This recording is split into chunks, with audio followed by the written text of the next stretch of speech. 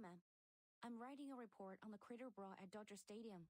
The first thing we learn as vigils is to always stay alert and always stay informed.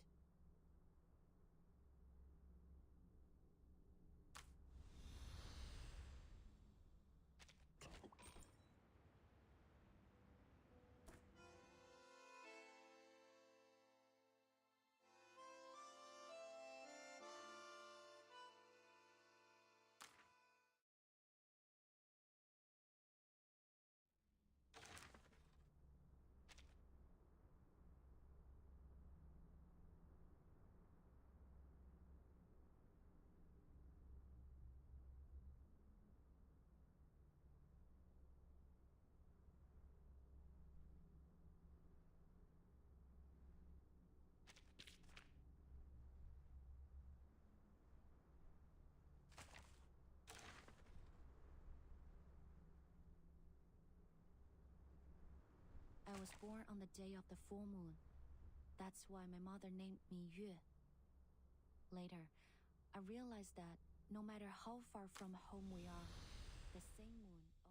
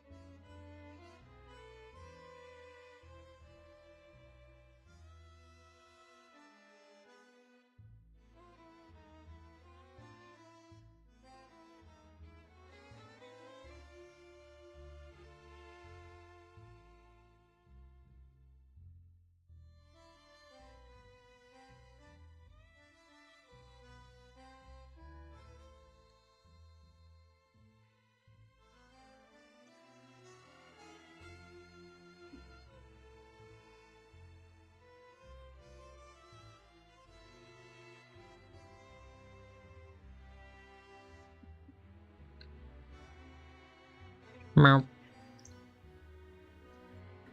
Oh, still gone on YouTube. There. We chill now. We chill now. Are we chill, YouTube? Are we chill? Are we chill? Yep. Okay, I can see it now. Okay, that's good. That's good. That's good. Anyways, ora, ora, ora, everyone. Welcome to the stream. Welcome to the stream. As I said, on Twitter, and on Twitter. Also, just in case, any news, if you're new here, any news about me, if I'm going to stream or not, if I'm going to take a break due to health concerns, which I did for the past few days. I've been taking a break due to my health concerns, which is the reason why I haven't been streaming for 4 days. 4 days, if I'm not mistaken. Yeah, unfortunately, I could not. Even if I want to, I could not. Then I shouldn't, due to my health concerns. Yeah, I want to, of course, of course, I want to stream, but it's better for me to not to stream at all for like the period that I did not stream due to health concerns, of course. But I'm back. But I'm back now. I'm back now. I won't say I'm healthy. I won't say I'm like actually healthy now at the moment. But I'm good enough that I can stream. Yeah, that's all you need to know. So no concerns. I'm pretty chill. I'm pretty good. So no worries, no worries. Anyways, I'm gonna make sure the title is correct before anything happens. So yeah, today we're gonna play Reverse 1999 again, of course. Favorite game. We living. But this time we're going to play the main story, the new main story, which is called. I have no idea how to pronounce this, but it's Folie, it's Deraison. At least that's what I think it is. It's most likely that I said it wrong in a lot of ways. Let's be real. I'm not French, nor can I speak in French. So bear with me. I'm pretty sure there's gonna be like times where I need to say French stuff, because let's be real, there's probably gonna be a lot of like French words in this story. At least I think there will be. I think there will be, because if I'm not mistaken, this setting will be in France, which I can't wait to explore in the game, at least. Like France IRL, like Italy. People say it's good. Like in text it's good, but I'm not sure about IRL. Would I like to go to France one day? Probably. It'd probably be nice. Honestly though, probably nice. Yeah. Would I want to? Well, yeah, I want to. If I have the funds for it, of course. One day, if I can, I will go. I would go if I can, of course. Anyways, let's actually start by. Let me check, because I'm paranoid. As always. Everything's recording. My voice is there, and it's on the correct screen. And both YouTube and Twitch is running well. Okay, it's been 14 minutes. I need to actually start. Okay, we'll start with the trailer first. Trailer time.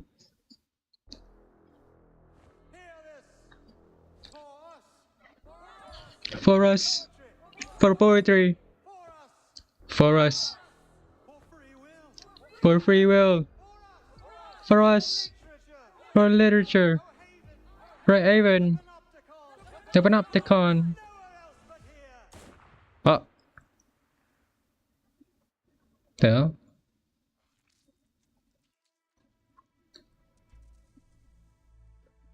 Doris, that blind writer, Oh, Doris? 3 days ago, she asked me for directions to Comala prison. Prison? This is an experimental Burton. facility. Soon you'll see just what that means.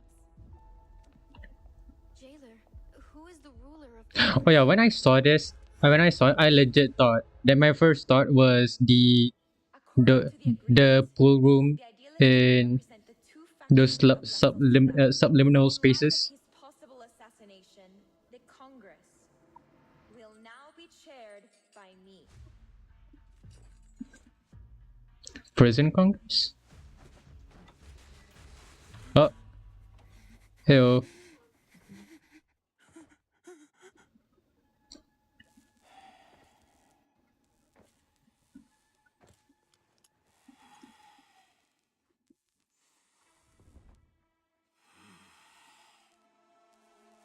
What are we doing? I like his design. What even is this prison? I'm gonna pull for him. You are a prisoner of Comala and a guest of Manus Vindicta. Playable animal. Imagine. fiction and Just a reality jaguar. are parts of a whole. Ooh. We're trapped in a story with a predetermined ending. Ooh.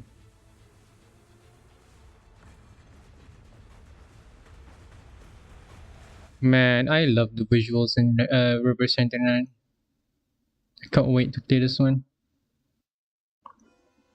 So cool. This is so cool. Yeah. Well, you can tell I already. I mean, I didn't play a little, like at all, really. But I this time around, in this update, and it only happens when it's in the update, when it's a main story update. So what happens is when you play any levels at all and you spend like energy, or like a version of the energy, basically you'll get points, and then you can use those points for like funky stuff in this update. And if it's not like a main story update, it's gonna be like a little different. There's like a new episode, and like you can only get this currency, like the event currency, only by playing the levels in the update. So yeah. Okay. What's the name again? Yeah. Folie et Deraison. I butchered it so bad. Oh my god. Anyway, let's start.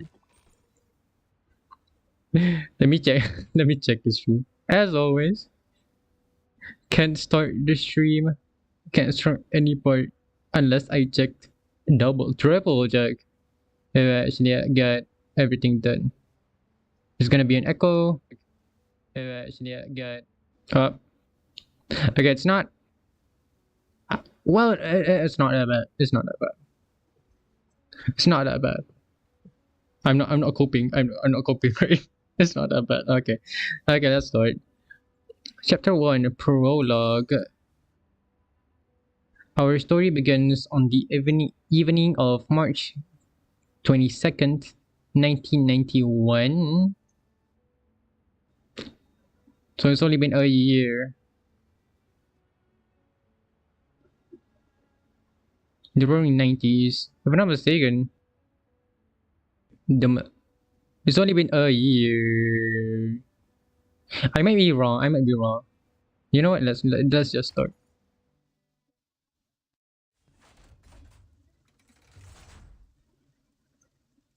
Main story. Oh, chapter 9. Was it chapter 9? I didn't read it truly.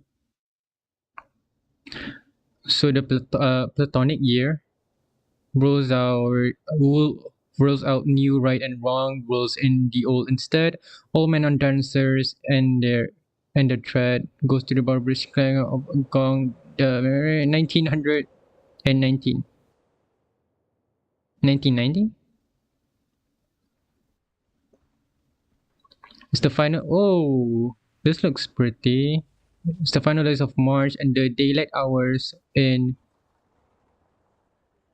I have no idea how to pronounce it. Ushuaia are shrinking away. Past the busy season, the city is faded and quiet.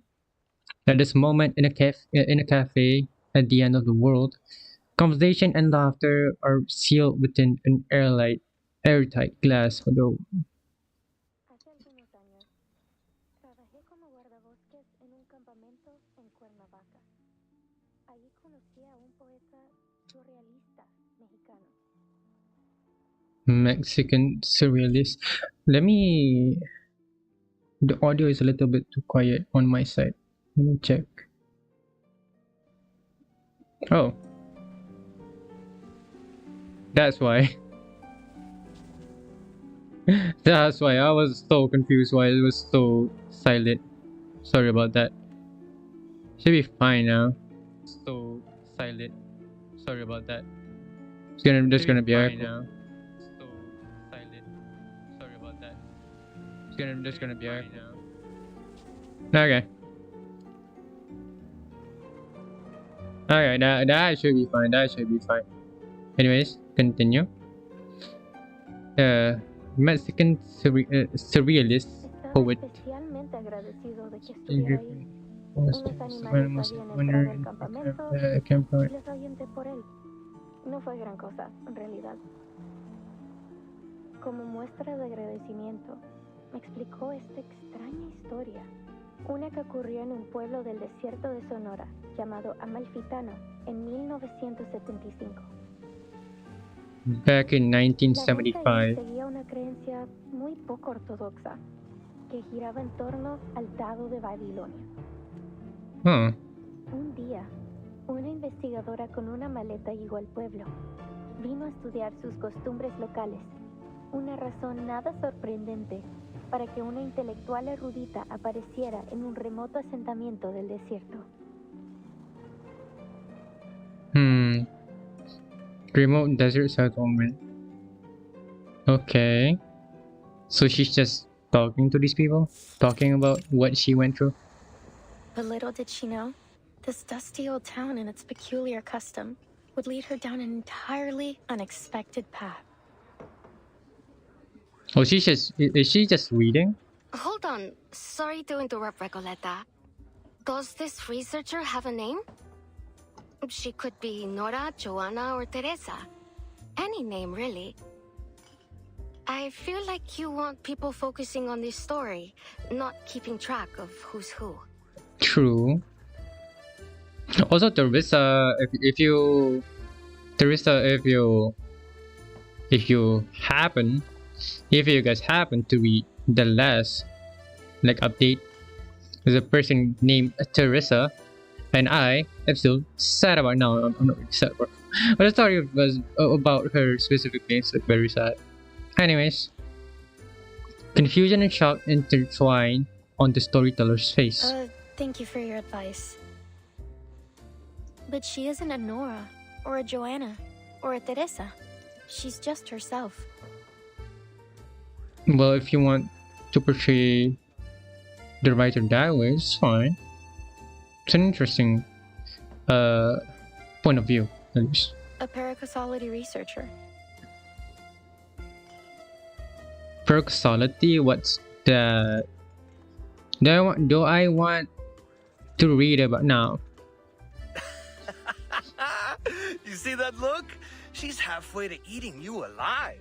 Ooh. Face it, Maria. She wouldn't be the loca we know if she listened to anyone. Loca? Huh. All right. So you didn't like the opening. Fine. I'll come up with something new. On the spot? I salute that.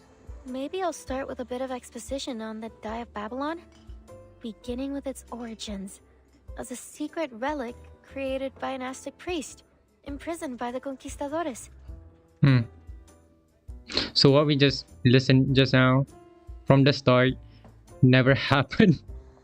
She's just trying to write something. I see. The mysterious dies. The mysterious dies origins never get a continuation, as her story is interrupted a second time. I don't know if that's going to do much, hermana. I'm beginning to think we'll never figure out what you're trying to say with this novel. And, well... and this isn't your fault. Interesting. Ay, Dios. Just tell her, Maria. We're going back to Buenos Aires. Buenos Aires. ¿De vuelta a Buenos Aires? ¿De repente? ¿Así? ¿Sin más? Pancho, Maria, what's going on? Did I do something wrong during our travels? The storyteller eyes her companions of the last 2 months, searching for reasons. Ah, see. I know what it is. I've bored you with my constant rambling over this novel. No, Recoleta. It's got nothing to do with your novel. Don't you get it? We're flat broke. Oh my god. Oh my goodness. Why do you think we're stuck here scrubbing tables? The man slams his damp washcloth on the table to emphasize his point. His voice breaks the illusion of silence in the cafe. Because we can't pay for all the mate we've been drinking. My goodness. That wasn't a question, Recoleta. We've crossed the continent, crashed the readings of all those prestigious poets, and leave the way a real artist should. And, I admit it, it's been just as amazing as you promised. But we can't go on living like this. True. You know that we both care about you, and we believe in your novel too. Wait, so you're telling me they haven't been getting like any ideas at all? Like Recoleta haven't had like a solid idea at all? Oh, how long have they been doing this? I'd be lying if I said this journey meant nothing to me. Getting to ride around the continent on a motorcycle like Che Guevara himself? I never could have imagined I'd get the chance to go on an adventure like this. We got to live the dream. Real? A real dream. Except for those days when the motorcycle broke down. Though that was a real tribute to Che's journey too. Don't tease, Pancho. Recoleta, since you invited us to join the Visceral Realists, we've both found amazing new ways to channel our inner poetry. Are they all writers? Even though I still don't understand what in the world you're trying to say with your novel, or for that matter, what visceral realism actually is. I mean, I would assume visceral realism probably has something to do with her artificial, I guess. Making stuff feel more real, I guess. I don't know. Maria, Pancho. Or like writing, at least like her writing makes, when you read her writing, it feels real. You told us not to worry about the definitions, to feel and to live in our words. We did just as you said, and it felt great. But her reality sucks. I would assume so. She looks out to Shuwei, feeling a chill. Snow falls from the dimming sky. The seasons shifting. Soon gray and white will blanket the colorful houses of this desolate land. ahora el frío del invierno se instala. Y lo único que parece importante es ese pequeño pueblo ficticio. I have no idea if they're like French or like a Mexican. I have no idea. I'm confused as you. Don't worry. We're in the same boat. I'm also confused. The storyteller sinks back against against their accusations, searching for words. I appreciate your honesty, amigos. I was worried the problem was much worse than all that. She's Mexican, never mind.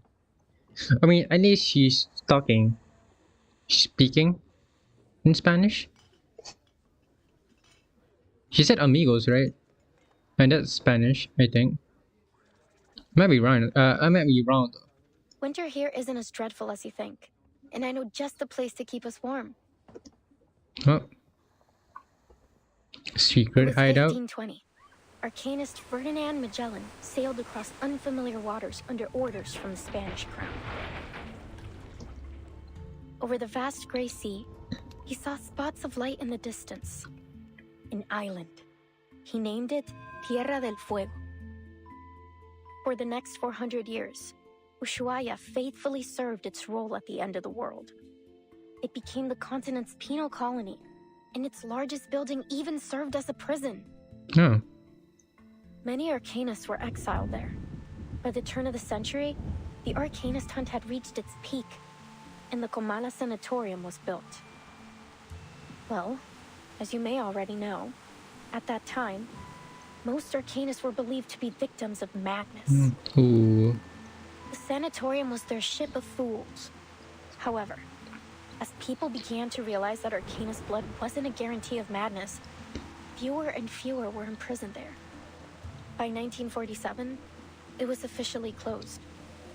Until the 1970s, when a group of people from the National Foucault Studies Association returned to the island with new ideas for the location. No? They spoke in abstract terms and opaque theories that no one could understand. They rebuilt this place and gave it a new name.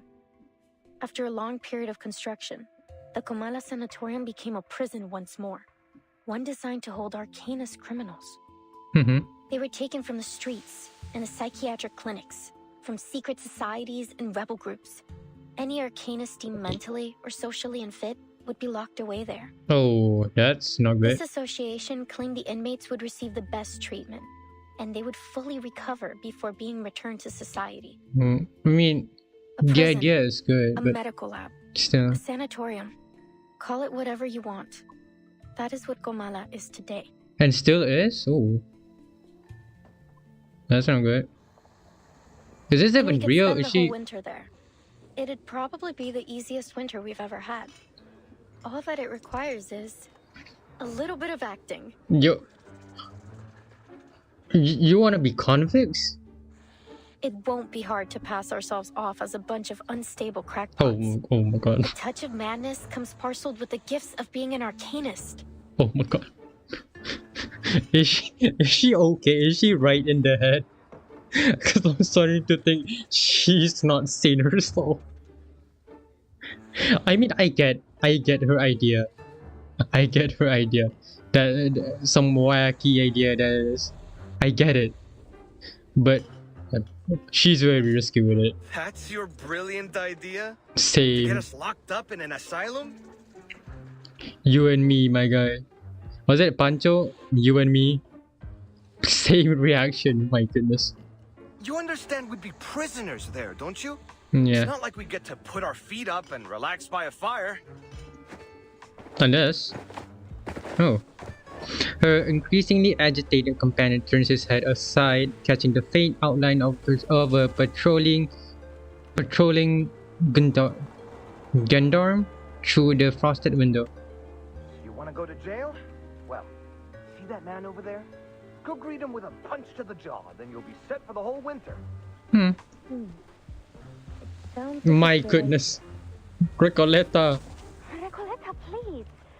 We're not messing with the Gendarmeria. What did she said? Gendarmeria? I guess. I could be wrong. To my aunt Julia. She says she could take us in at her vineyard up north near the capital. Well, it's harvest season. They could use all the help they can get. Is this a Spanish update? Now that I think about it, I don't know. I swear I've read somewhere that it's French or something. Since which one was it?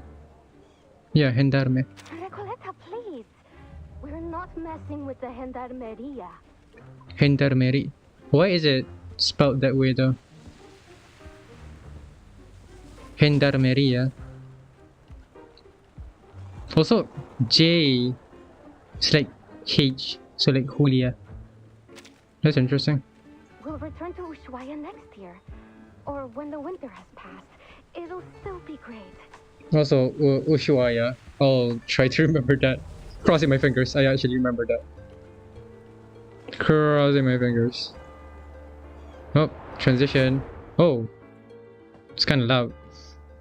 Recoleta's expression is as cold as the meat tea on the table. Was it meat or mate? I can't remember. I think she did mention I hear it. you, amigos. Pretty sure she did mention it. Like she said how to pronounce it. I just forgot how to pronounce it.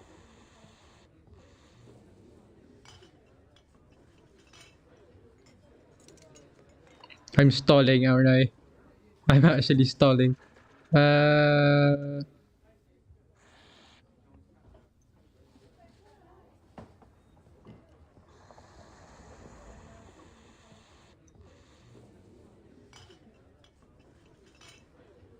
You know what? It's not worth it. It's gonna take too long.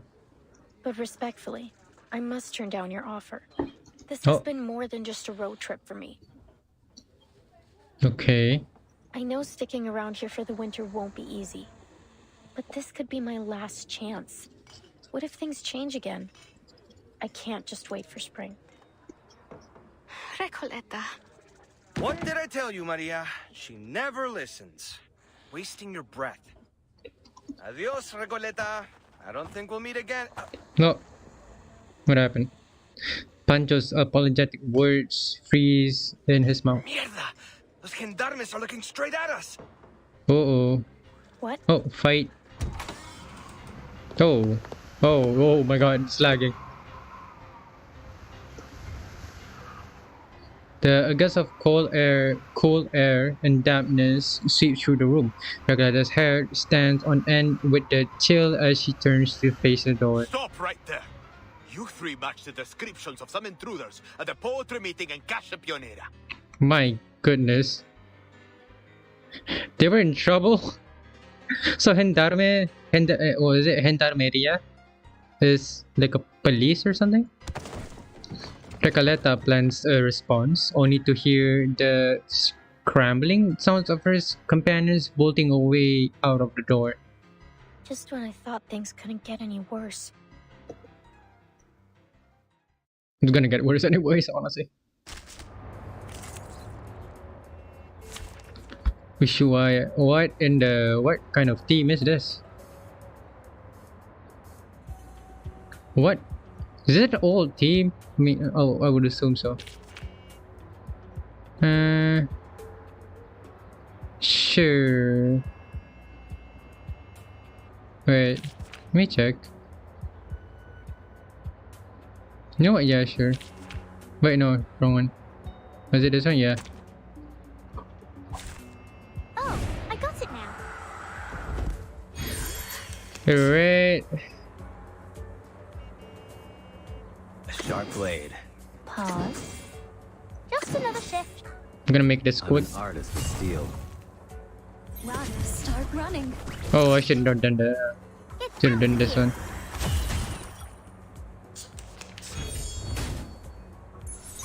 Ouch! Run, start running.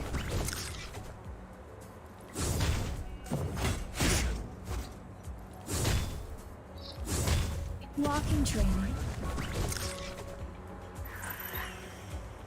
This is actually very loud.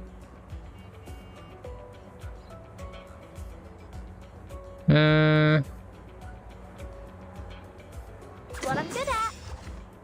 Time to heat up the forge. Down.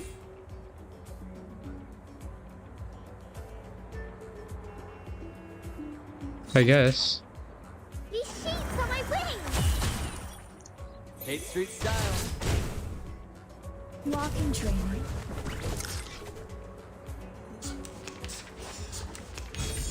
Hey, this body's all Run, neck. start running.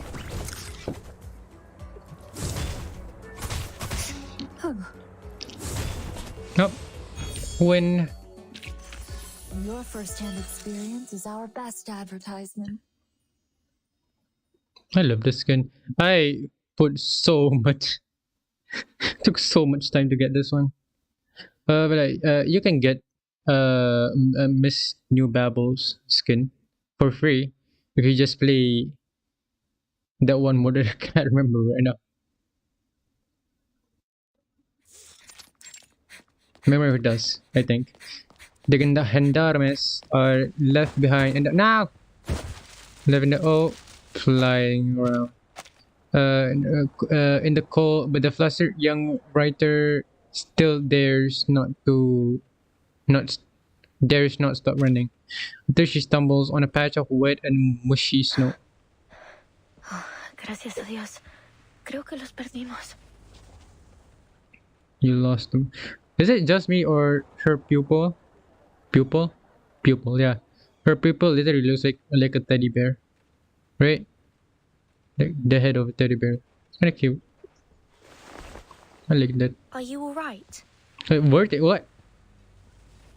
Wait, yeah, I forgot Burton's gonna be in the story. Thank goodness. Gracias. Better to kiss the ground than kiss the gendarme's boots, if one must choose. Wait a second. Doris, is that you?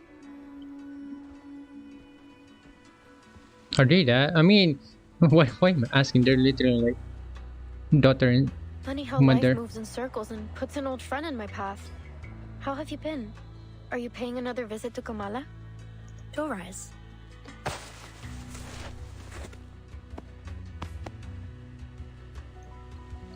A name falls from the sky, offered by a girl who has just face planted and cannot see the figure before her. Timekeeper. Could she mean her, Dr. Doris? Ooh. Time traveler. Was I mistaken? Was she younger in this timeline?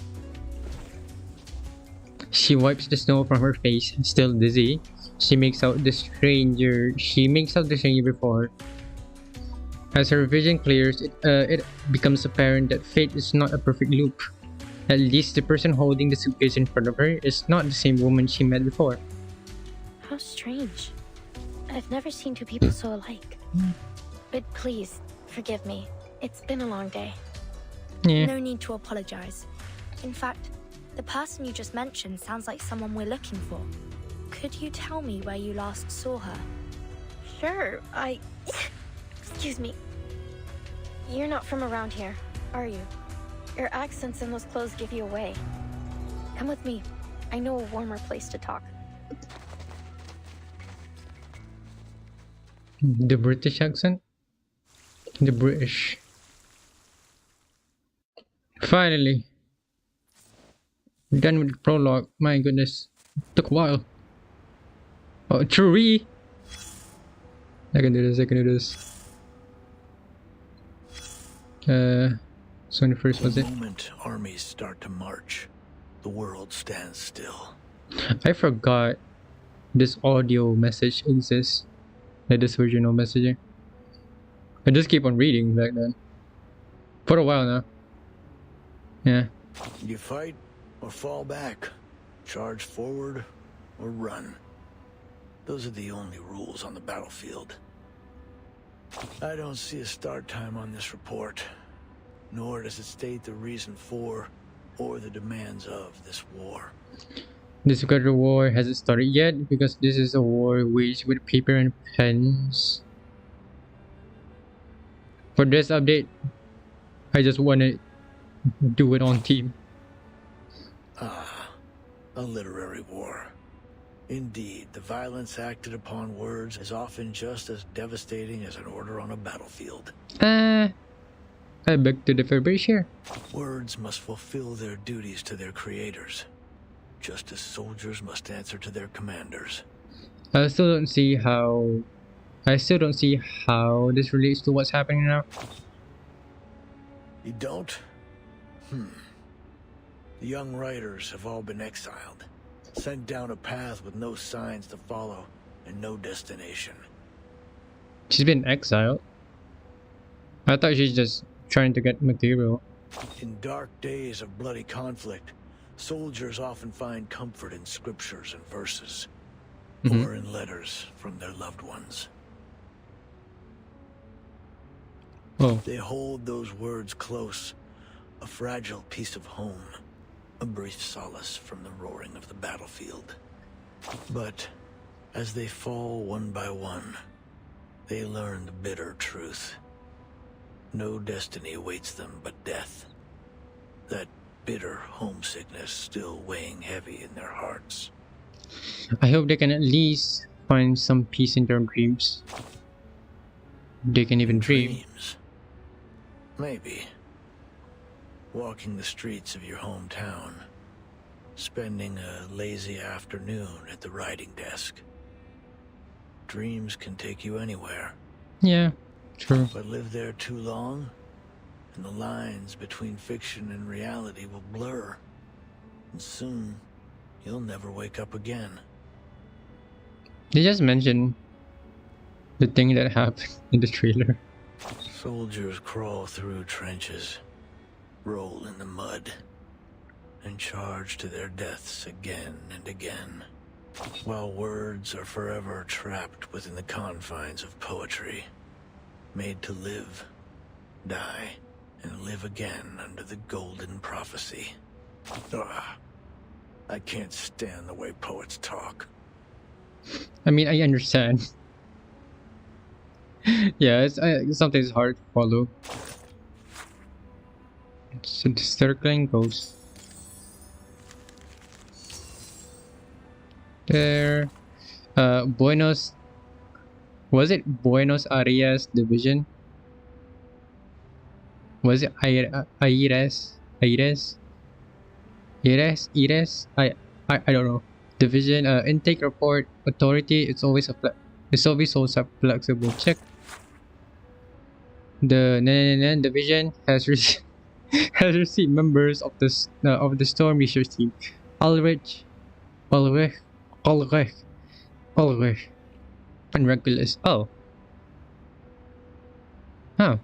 Both are to be temporarily stationed at the division while undergoing basic health examinations. That's what they went through? Yeah. The Timekeeper and her assistant received the message upon landing at Tierra del Fuego and have departed on a mission. Departed, not deported, my goodness. Departed on a mission. The message source and details of the operation have been reported by Soneto. Our site currently has no access. Other survivors taken in: Barcarola, a Puebla arcanist, and a musician aboard the previous. So this is just talking them revisiting the last update. Well, the last two updates actually. Wait, I can't remember. Yeah, last two updates. For Tutu, a Puebla Now that I think about it, the last update literally has nothing to do with like the main story. I just realized that. Or am I wrong? I could be wrong. I forgot. So, Patutu, the Puebla arcanist, and a member of the Nukateao people, if I'm not mistaken, that's how you pronounce it. Further investigation of her people is required. Good. Do you need to? Because they didn't like most of them are gone. If I'm not mistaken. Do you need to? I mean, I understand Fatutu and like one of her friends. I don't remember what her name it was. For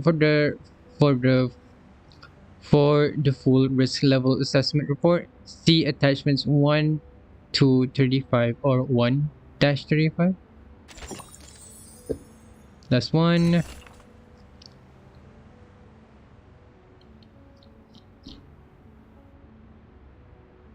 Was it the Ushuaia? I think it was Ushuaia or something. Port. I forgot so easily. My goodness. The Ushuaia port explosion reports, endless reports. Why are there only ever reports? Report. The tremors from the explosion at Ushuaia port shook the surroundings for nearly 10 seconds, after which strong winds carried the flames across the dock area. Thick smoke spread for several kilometers. The explosion injured 12 people. Over 200 residents were evacuated. And it took the Navy and fire department nearly 6 hours to contain the fire. Unfortunately, key logistics facilities were reduced to ruins. Ooh, that's not good. Investigations confirmed that the explosions originated from three sources: an oil storage tank and two cargo warehouses along the dock. However, the disproportionate scale of the explosion raises suspicions of archangel involvement. It is still unclear. It is still unclear whether whether this incident is related to the Xeno mutiny, and simultaneous investigations are ongoing onto other Arcanist organizations that may be responsible. What the hell? I never mentioned this, but I'm just gonna censor it that way because it's funny. What the hell is this? You call this a report? This is all you're handing in? Panic story spreading. Do I need to remind you that Ushuaia Ushuaia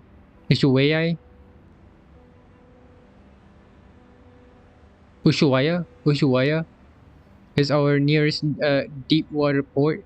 Flames higher than the lighthouse. Seawater dyed blood red. This this this catastrophe is bringing up painful memories of the war from over a decade ago. Our wounds are being torn open in the worst way possible. And after all this time I gave you to investigate, just giving me a list of possibilities? I mean, it's fair. What else can you do, honestly? A few days ago, people suspected those lunatics locked up in prison. But what the hell can they even do besides bash their heads against barbed wire and spout their pathetic rhetoric? My goodness. Maybe they scribbled out a doppelganger on a pile of backwards poetry, conjured up a few imaginary hot air balloons to float them to the port, and then molded a ton of bombs from mud and ice for mud and ice. Fat chance. The only thing you got right was not including them in your list of suspects. Otherwise, I have you thrown in that prison alongside them. Interesting. Next. I could do the hard mode, but I'd rather continue story. Chapter 2, part 2 actually. More than circles, the ring that closes on itself, that is far from enough to define the essence of fate. More than circles. Excuse me. Yawned. According to these news reports from Ushuaia, there was an arcane attack on the pier about a week ago. All the ships in the port were destroyed. Could Manus Vindicte be responsible for this? Or perhaps the Xeno rebels? Hard to say. But things have been suspiciously quiet these past few days. I had been hoping we'd find some clues here in Ushuaia, after we lost track of the Manus, in the Free Breeze shipwreck. They would have gone to ground somewhere remote and off the radar. Indeed, it's possible they've already left Ushuaia. Am I hearing... I swear I heard something bubbling or something.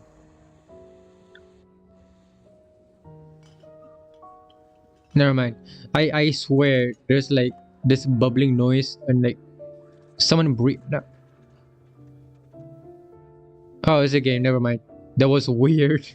Anyways. For whatever reason, it seems they haven't been pushing for the storm to happen quite as eagerly as before. Huh. I have a strange feeling about it all. They're definitely up to something. I mean, I would assume so. For now, it seems our new friend's story lines up with the intel from Moth. It seems the Xeno rebels really did bring Dr. Dorez here. We should see if there's anything more she can tell us. They've been really hyping this Moth character person. If Moth is ever going to be playable and their design is good, I'm gonna pull for him, he or she. Timekeeper. The chief assistant hesitates. The Foundation doesn't have any intelligence on Tierra del Fuego. If the Manus really are here, then we'll be on our own. The closest Foundation branch is in Buenos Aires, 3,200 kilometers away. It is Buenos Aires. I don't even remember if I said it correctly or not. Oh, that's far away. And they don't have Lilia that can go the distance. I mean, not really in a short amount of time, but like at least fast. She reflects without words, a reminder that the chaos caused by Igor's rebellion is still fresh. Careful and well considered as ever, Soneto. It's possible they've already infiltrated Ushuaia, just as they did in Chisos. Ooh. But the Xeno rebels may still be holding Dores. We can't just wait around. I'm afraid we'll have to take the risk. Ushuaia is not very big. If Manus Vindicte is here, we'll notice. Stay sharp. Understood, Timekeeper. I'll keep an eye out for them and for Dr. Dores. After a chaotic hunt and escape, the cafe regains its usual peace. The gendarmes, was it gendarmeria, are gone. The gendarmeria are gone, and so too are Recoleta's companions. She's My alone friends, they're really gone. now. I mean, Adios, Recoleta. I don't think we'll meet again. So that's all I get? yeah, essentially. We could have exchanged some farewell poems, read them out loud like we used to, and shed a few bitter tears over our heartfelt goodbyes. She's a romantic for sure. But you know what they say. Goodbyes are only a senseless feast of unhappiness. Not gonna lie, I kind of understand like the guy saying in the note. Poets have a really interesting way with words. I don't hate it, but it's interesting. Pardon? Oh, it's nothing. Never mind. Please, sit down. And could we get a pot of mate with mint, please? It's mate. Okay. Thank you. Mate. Recoleta watches with interest as the two girls take the offered cups of tea. So mate is tea? So you're looking for Doris? I can tell she's important to you from your look. Well, yeah, they look similar. Can you guess what that means? I mean, you can just say like the best answer you can say is like you're related, right? Correct. Is there anything more you could tell us about the day you met her? Of course, it was one of those gray, overcast afternoons. No, flashback? I had just turned onto Calle Bolivar when I ran into this blind woman on my way to the post office. To be exact, I didn't run into her. She called to me. It felt like a sacred moment in time, like something unworldly. I just stood there, frozen, as she walked up and fixed a loose thread on my sweater. I stared at her until my fingers went numb, and the letter almost slipped out of my hand. What letter? Yes. Could you tell me what's in that direction? If Doris is ever going to be playable, again, I'm gonna pull for her. Her character has been very interesting so far. She's been with a lot of people. And to think that these people that she had interacted with are playable characters. Very interesting. I followed her hand as she pointed forward. Strangely, even though I could see she was blind, I had a feeling that she knew exactly where she was pointing and where she intended to go. That's the way to Comala prison, Senora. Is that where you're headed? I could walk you there if you'd Excuse like. me. Thank you, miss. But I think I found my way. She held a typewriter. How ironic that God would give her, at once, both books and night. I am Recoleta. What may I call you, miss? I hope you don't mind me asking, senora. I didn't mean to pry. It's only that I have to know. You're a writer too, aren't you? I've been working on a novel and, for some reason, I have this feeling you could be a character in it. Huh. Forgive me. I'm just so excited. I really want to remember this moment. Please, may I have your name? Or whatever you'd like me to call you?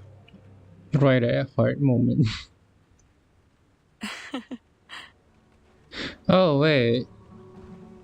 Was the first person that she was like Recoleta was talking about in like the intro and like the prologue was Doris? I would assume so. I don't think I'll ever forget her smile. It was soft, kind, almost merciful. And oddly, it felt so ancient. No offense taken, Miss Recoleta. But first, I have a question for you.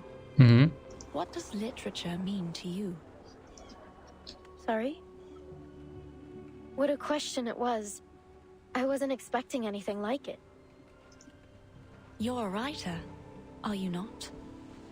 And one I sense with purpose. Tell me, where does such powerful motivation come from? Actually, well, I'm not sure, senora. I have my pursuits and questions, but literature is neither the goal nor the answer to them. Literature is, well, it's just literature. I suppose if I had to define it, I'd say it's a tool. A kindling for fire, or a lens to see through.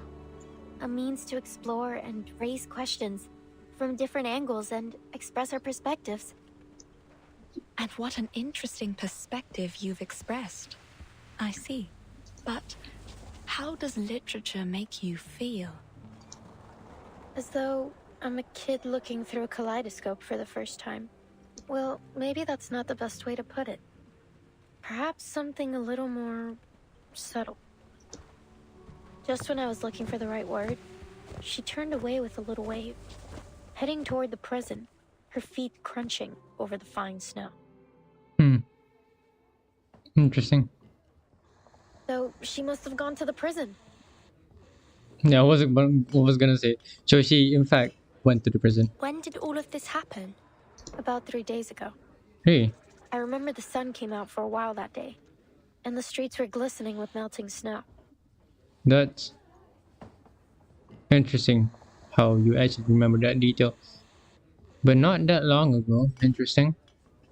She's probably still there. You've heard of Comala Prison, haven't you? Word by word, the question turns from an implication into a declaration. My goodness, I need to. I'm gonna use streaming as a tool for me to like practice my speech. 3 If you days don't ago. mind. Then we may be able to catch up with her there, Timekeeper.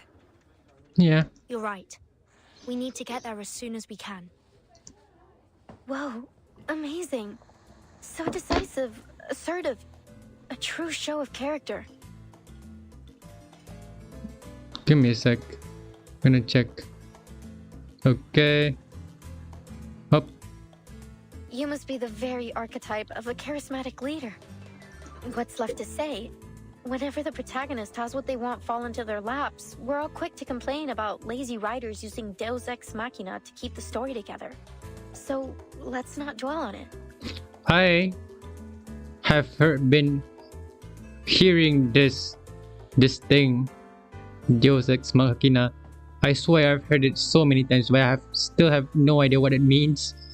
And this is the first time ever I actually seen it in text. That's how you spell it. My goodness. I mean, I kind of get Machina and X, I guess.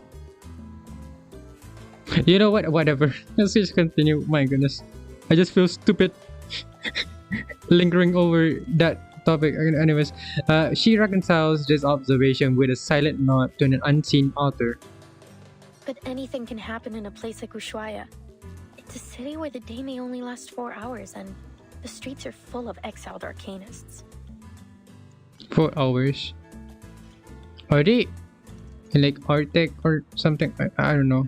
I could only assume so because of the very short day and night cycle. Day cycle to night. I don't know. We appreciate your help, Miss. Huh? Oh, they're oh yeah, I just really didn't introduce each other. Recoleta. Please think nothing of it. Miss Recoleta, I'm Vertin, and this is Sonetto. We're investigators from the St. Pavlov Foundation. Pleasure to meet you. Is it just me or Sonetto's voice is very high this time around? Higher than usual, even. Likewise. Glad that I could help. But listen, ladies. The girl winks playfully. My goodness. Everything happens for a reason, and now it's becoming clear. You're going to Comala prison, and so am I. Huh. Maybe it's fate that brought us together. This her plan What's after your all. business there? If you don't mind our asking. Please don't tell me she's gonna straight up tell she's gonna straight up tell her plan. It would be so funny if she did. Oh, it's a writer's mission. But anyway, we're friends now. That fast? My goodness. If you're going to Comala, you'll need someone who knows the way. You, girl, my goodness, woman, you don't even know yourself. What do you mean? I mean, at least I think you know the way there, but you don't know the way in there. At least I don't think you know. It would be so funny if she did. Just prove me wrong. It would be so funny.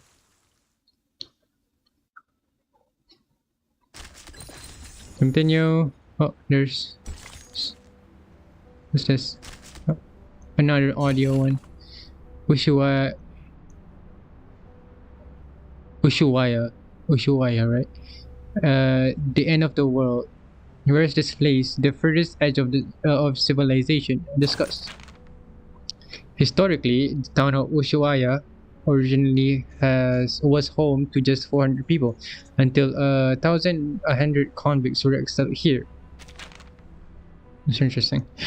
It's not hard to see why. After all, this little town has a chill to it that pierces the bone. When the rain feels unapologetic and bleak, those exiles soon become essential for the town. They cut the lumber, built the generators, and survived the harsh winters alongside the townspeople. Some stayed after their release, and with time, the town prospered. A town so deeply intertwined with stories of exile and imprisonment, don't you think that gives it a certain mysterious, intricate, unspoken charm? In the cold and silence of the polar night, a pair of warm hands can warm not just your body but also your heart. Even if those hands belong to a death row convict exile here. I mean, any hand could do by that point. When you seek just someone to hold, I guess. Of course, even if they belong to a waddling penguin, they will still be the hands of a friend over the years. We could even end up like family. Now that I think about it, can they even go to prison if they're like underage? Because Vertin and like assumedly Sonetto is also 16 if I'm not mistaken. They didn't mention like Vertin was 16 if I'm not mistaken. Yeah, they did mention Vertin was 16. I'm assuming that Sonetto is also 16. So wait, but it has been, if I'm not mistaken, they mentioned she was 16 in like the start of the story. So by this point, the time has already passed. So I'm assuming she is. It's 2 years, right? Story. It's been 2 years in the story. So she's 18. No, why am I bad at math right now? 16, yeah, 18. So probably 18 by this point. So technically they could be able to be sent to prison if they want to, or if the law wants them to, I guess. Recoleta, I'm not sure, but she does look older than both of them, so I'm assuming she's probably of age that is able to be prisoned too. Did I not read it? Never mind. Of course, even if they belong to a wildling penguin. Wait, no, I did. They would still be the hands of a friend. Over the years, we could even end up like family. Indeed, I think I understand how the residents and prisoners integrated. Surviving the harsh climate of polar regions like this isn't easy. Prisoners couldn't make it alone. The harsh nature of their surroundings taught them the simple truth: no person survives on their own. Such poetic wording, Soneto. You really ought to try your hand at poetry. It is an act of outpouring one's feelings and taking a journey through one's own mind. It would be so interesting if at some point we can just read something that Soneto write, and she started writing because of Recoleta, like what she said. It would be interesting. A journey through your mind. Thanks for the suggestion. Perhaps I'll consider giving it a try in the future. End of dialogue. It'd be very interesting if she, in fact, did. Did I discuss?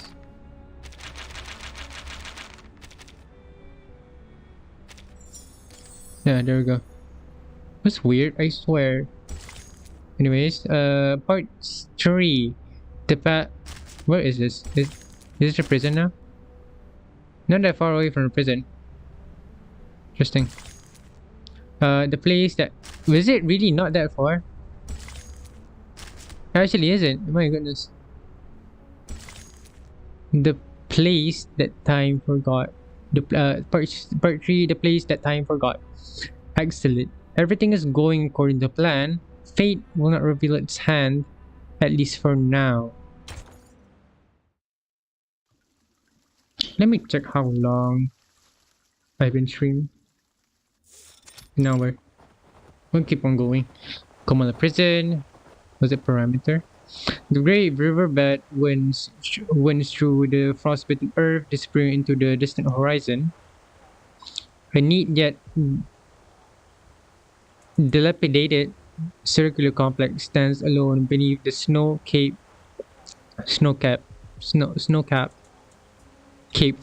mountains, as if abandoned by God, humanity, and ghosts alike.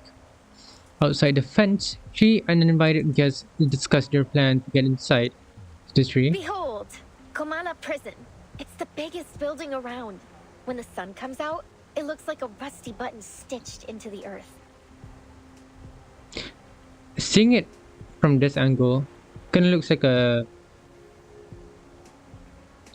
circle in a way, or it's actually block. No, never mind. There's that.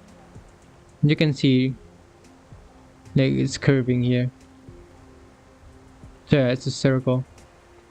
At least this part is a semicircle. Behind there, we're not sure, but it probably is because of the dome. Yeah, probably is.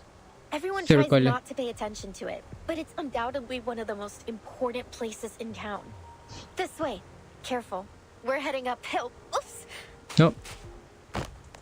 The young writer begins to slip again. She is prevented only by Soneto's quick reflexes. Thanks. So, my new friends, you're from that St. Palominos? Palominos? Palominos? Reminds me of a certain pizza franchise. St. Pavlov Foundation. And Vertin is the timekeeper there. I don't see how that would... I mean, it could spark conversation at least. Ah, very impressive. Sounds all official and polished. Then, I take it you've already got away into the prison? What does that mean? It got me thinking. What do you mean by that? The gate presents an unwelcoming face to the world. I mean, it's a prison. You don't... I'll draft a letter to headquarters right away. Once they approve it, they'll notify the local branch in Buenos Aires. From there, they'll need to inform the Argentine government. During Argentina? Interesting. who will then issue us a permit. Excellent. Looks like our bureaucrats still have some worth. No offense intended, of course. Since we're pressed for time, I believe we can ask that headquarters give high priority to our request. If all goes well, we should have the permit in about a month. A month? Oh my goodness. How expedient of them. But you know what? Maybe we shouldn't bother all those hard-working government officials with these trifling matters after all. It would be so funny. It'd be so funny if she suggests doing her plan. That's crazy. Crazy. It's so funny.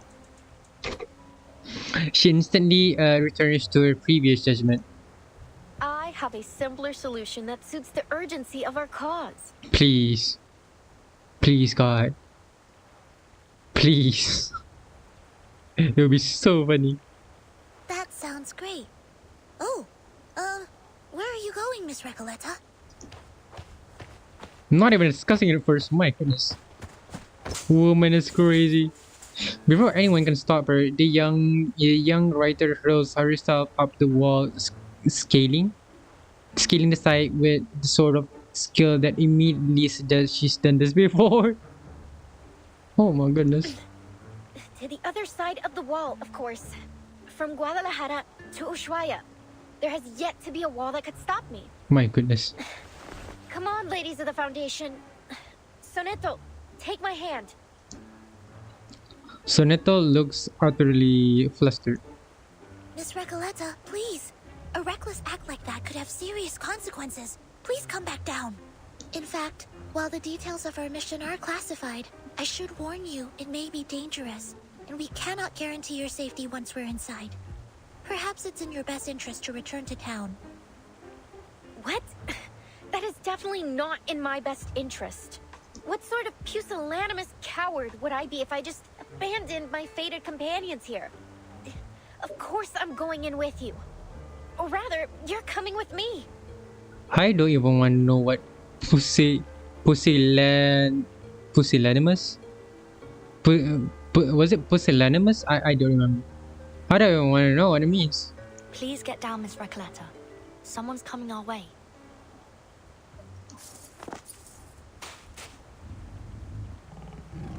On the other side of the prison fence, a predator's gaze logs onto the figure perched on the wall. Oh my goodness! Was it the jaguar from the trailer? Stop right there. What do you think you're doing? Oh my god, Russian. I don't know why the voice reminds me of Lilia. Caramba, it's her again. The jailer of Comala. She was here before. My goodness. Did she say jailer or jaguar? Oh, it is jaguar. Yeah.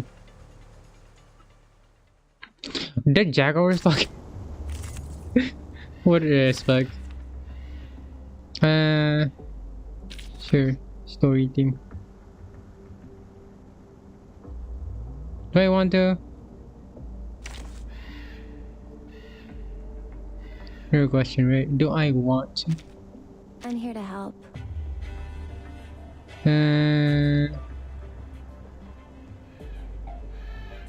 Yeah, sure, why not? See what happens. Why haven't those warm-ups walked Wait, away? just straight up a jaguar. Does she have a name? She have a name? Komala Jailer. Never mind. Time to destroy. Listen up! Woohoo! Stake off! Regaining control of our body. Unbreakable! Jump time! Hey! That was a fly! Flat and a half indeed. Miss Recoleta, My I've goodness. made myself clear. I don't want to see you here again. Straight up a jackal. I'm not gonna lie, I did not expect her to get like straight up a whole like a playable character sprite, you know what I mean?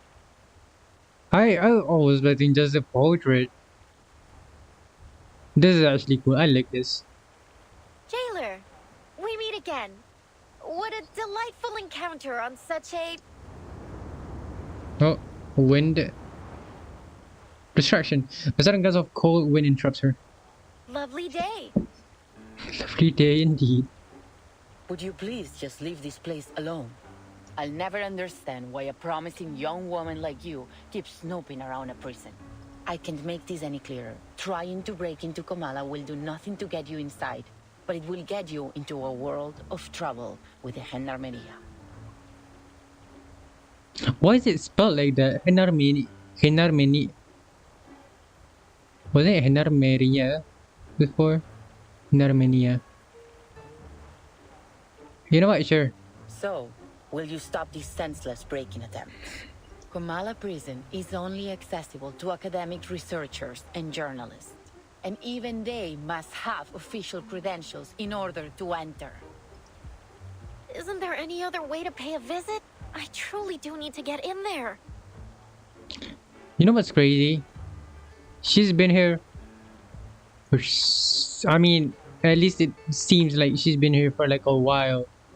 But she never tried to make like an official request. But to be fair, she could probably like reject it because she doesn't have any power regarding like in status to get access to like the privileges that St. Paul Foundation can even like give them. But still, she racks her brain for a... Sorry about that. Okay. She racks her brain for a plausible excuse. Sorry to interrupt, but did you just say official credentials? Yes, you heard me right. And you are? I'm the Timekeeper of the St. Pavlov Foundation. My assistant and I are here to visit Kamala Prison on official orders from the Foundation. Here, this is my ID. Can you even do that? Because they didn't... They were not requested, right? If I'm not mistaken. I might be crazy. I'm remembering things wrong. At the thought of lying, Senato's lips fail to open for even a squeak. She goes flesh red with embarrassment.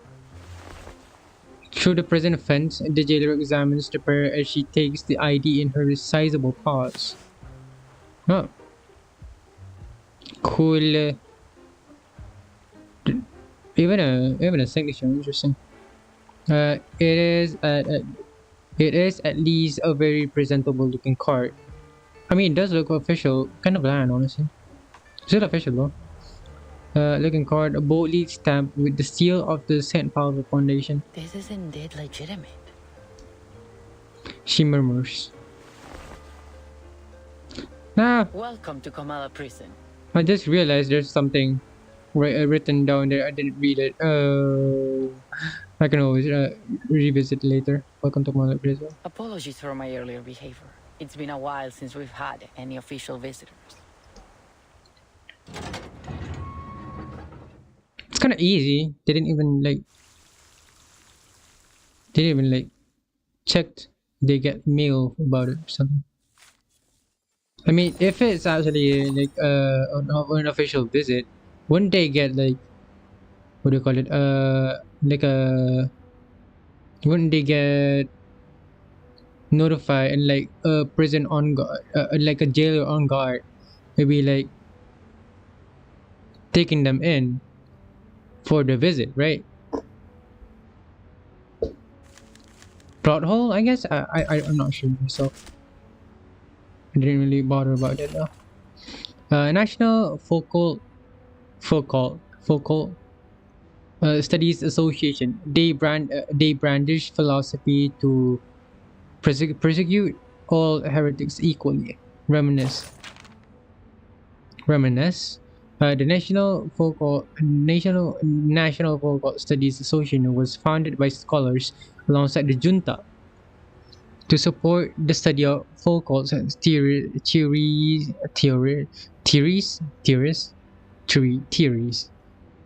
and further and a further exploration of social structures. Thus, a regular column was established in this publication, where contributions from all perspectives are welcome and encouraged. This newspaper is about as old as I am, yet you somehow managed to find a copy. Yes, the Panopticon of Kamala was founded by the National Folk Studies Association as a site for experimental psychoanalysis. Was this the same people that like they talk funny, people don't understand them, like mumbo jumbo stuff? Is that the same person? Like same people? I've read about it. A single watcher could observe all prisoners, and since the prisoners never knew if they were being watched or not, the surveillance system infiltrated every detail of their lives. It is smart, isn't it? The actual surveillance remains unseen, yet the prisoners nonetheless end up trapped in the closed, fragmented structure. Oh, those were my pen pal's words. Oh, your pen pal. Like, pen pal. Your pen pal is like a prisoner? He also said it was a significant experiment for the government at the time. In that era, Foucault's psychoanalysis seemed more like a means to an end. Huh? Wait. Huh? Wait, so if I'd been born a few decades earlier, would I have needed to try so hard to get into this prison? Wouldn't the Gendarmeria, Gendarmeria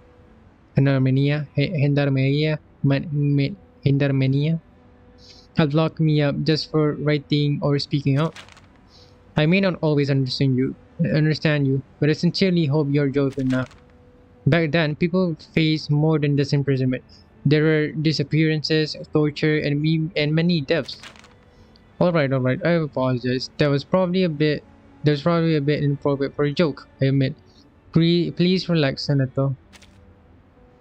Interesting. Again? It's weird. There? Yeah. Kamala Scholars, Part 4. For a drifter, a stay behind an iron bar window can feel like just another stretch of desert. They're going inside the back rooms, pool room. Día tras día, la investigadora de paracausalidad se escondía en la naturaleza fuera del pueblo de Amalfitano, estudiando los datos que había recolectado. Una tarde, al anochecer, una voz llamó desde fuera de su cueva. Ella dejó el equipo y las cintas y salió afuera. Un hombre estaba de pie, curioso, frente a su puerta. ¿Qué haces aquí?, preguntó, levantando ambas cejas. Nada sucede en Amalfitano en estos días. El local se presentó como el empleado del banco. Probablemente tenía la cara más amable del lugar. Ojos brillantes, mejillas levantadas, una mandíbula suave. Era una cara llena de esperanza. La investigadora le mostró los espectros que había estado recopilando. He estado recolectando historias sobre el dado, explicó. Quizás ellos contienen la clave para explicar la aleatoriedad que muestra el destino. Ah, eso realmente me intriga, respondió rápidamente el empleado del banco. Me encantaría escuchar todo sobre eso, pero debo irme. No debo llegar tarde al funeral del pescador de dunas. Y con eso se fue. 3 días después, los mismos pasos regresaron a su cueva. ¿Volviste? ¿Cómo has estado? ¿Lograste llegar al funeral?, preguntó. No tengo idea de lo que estás hablando, respondió de manera cortante. No soy el hombre que crees que soy. Su rostro estaba agotado y demacrado, sus ojos hundidos profundamente en huecos vacíos. Era como si toda chispa de vida le hubiera sido arrancada, dejándolo solo con una cáscara vacía. La investigadora insistió que no se había equivocado. Conozco a las personas por su naturaleza más profunda, hasta la sincronización de sus espectros. Nunca me he equivocado antes. Lo que tú digas, el hombre murmuró de manera áspera.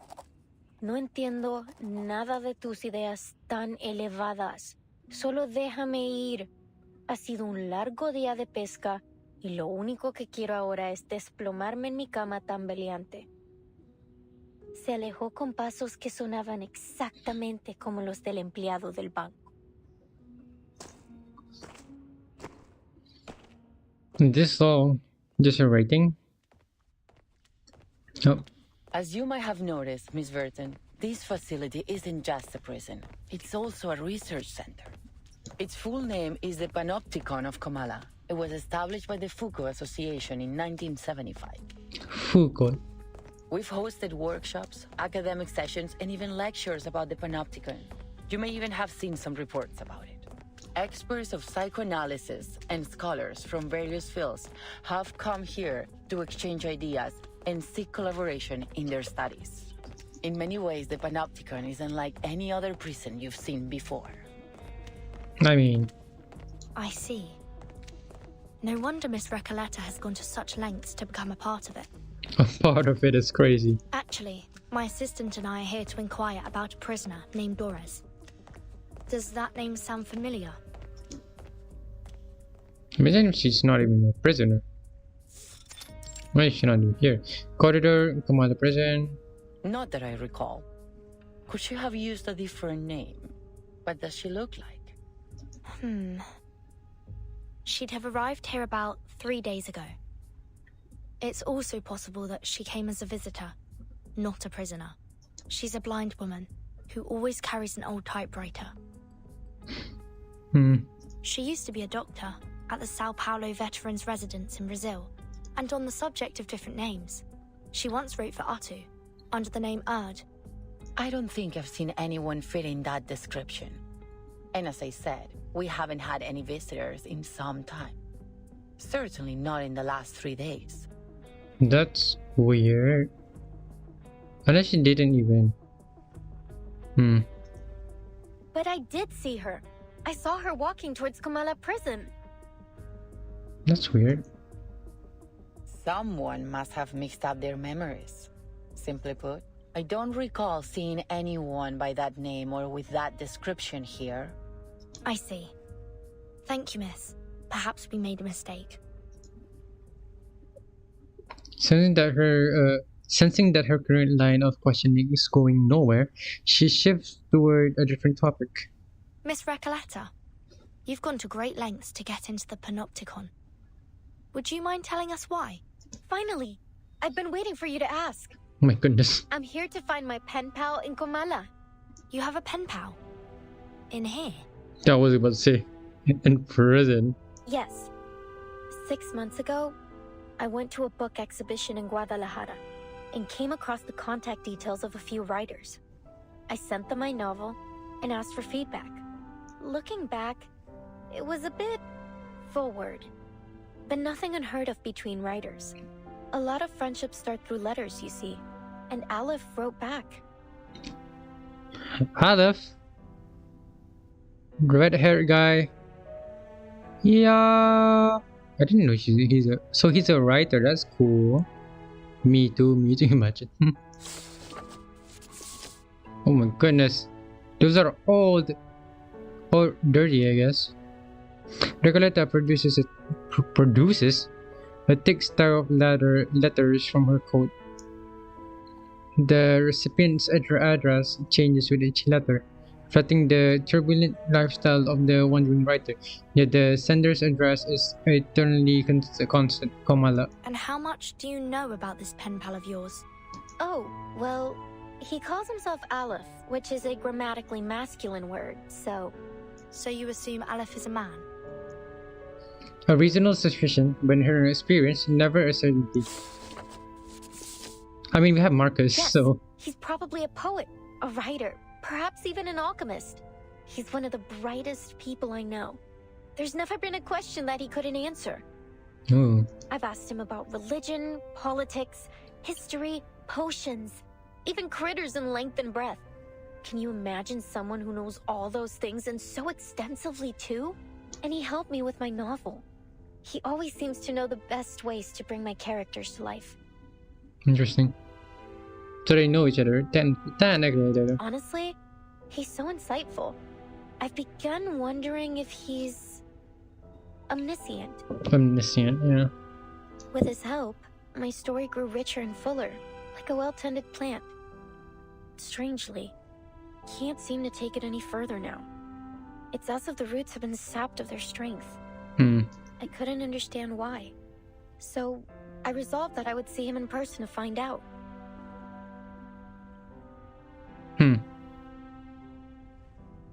Interesting. Again with this story about your uncanny pen pal. I've already told you 1,000 times. It's all very moving, but it still doesn't justify your actions. True. Writers experience mental blocks all the time, yet you don't see them trying to break into a prison over it.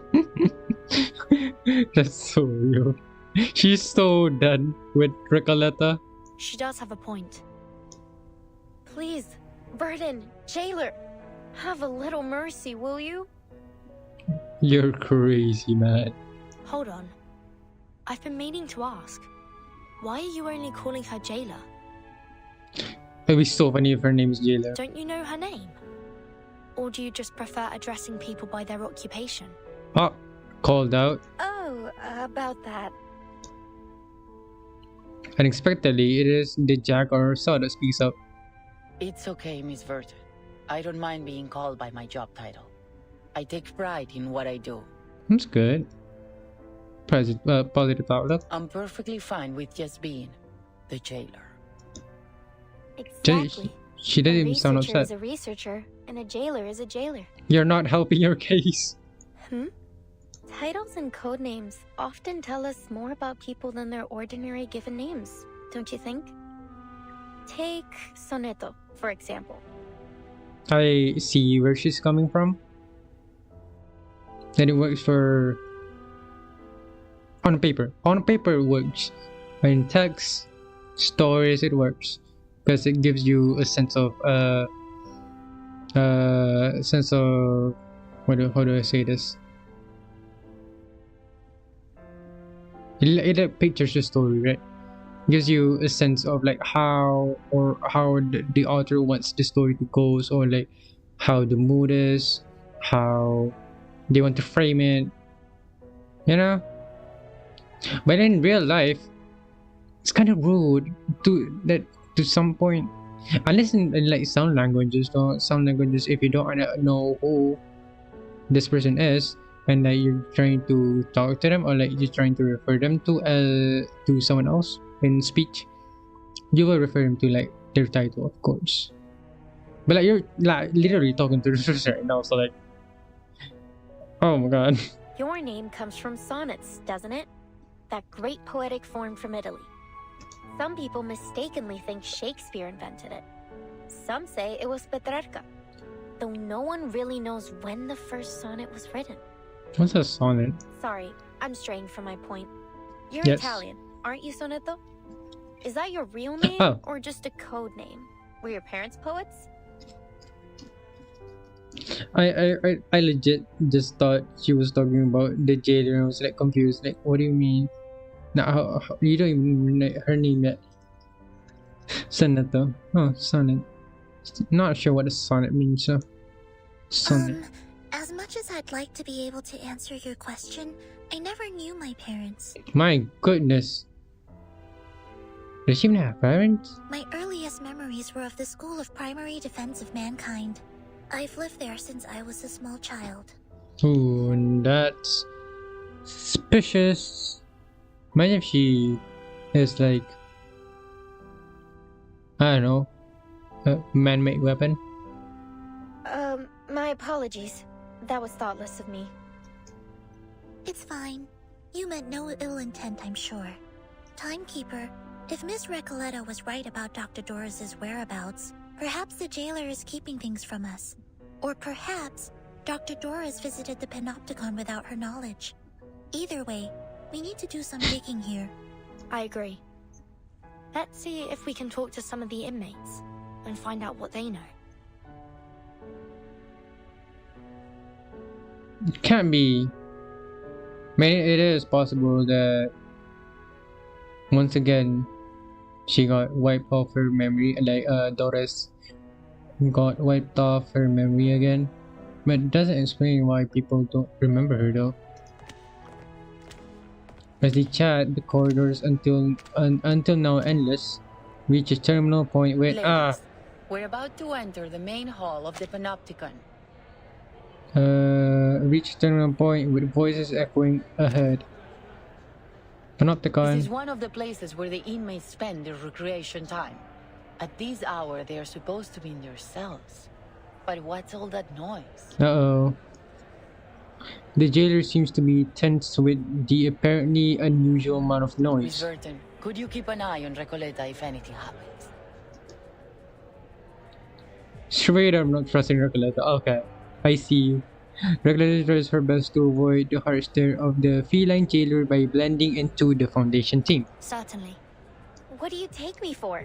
I'm not going to run away. Let's be real. You probably would. That'd be a pretty cheesy way to start a story. My goodness. Please, just stay close to me. Her and her met to that thing, man.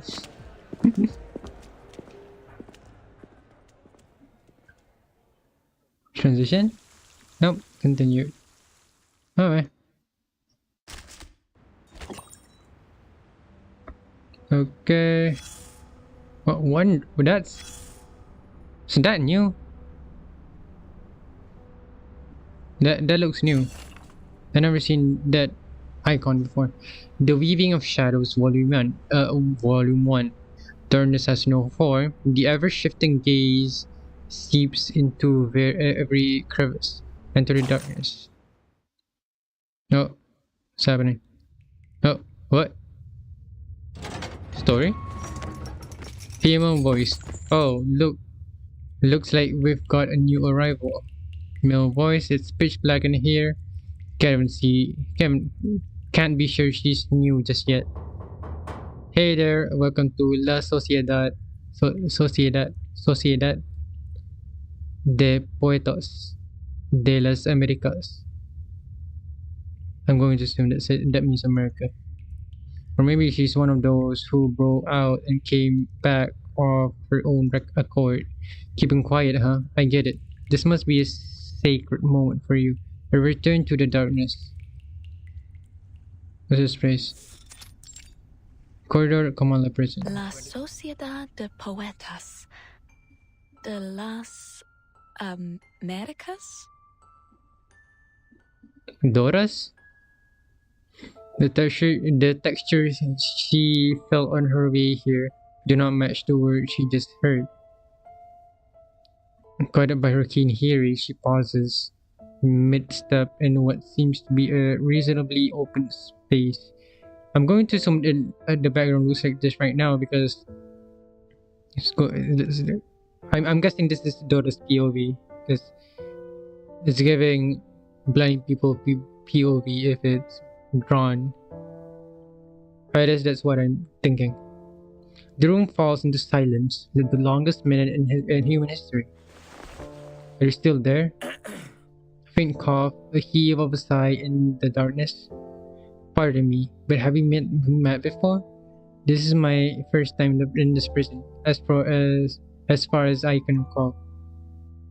Oh, interesting NPC design. Female voice. What a strange thing to say. Prison. When was the last time we heard someone say that? Back when the narrator was published? Is the narrator a person's name?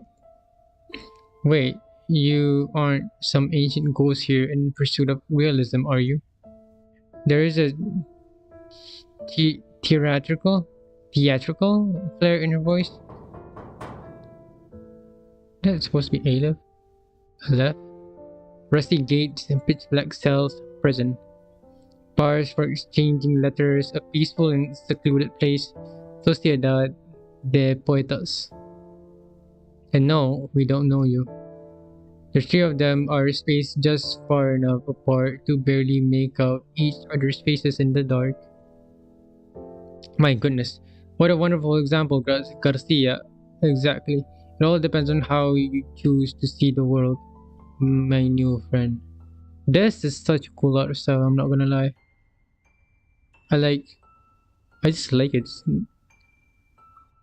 Somehow it's very messy, but it's very clean at the same time.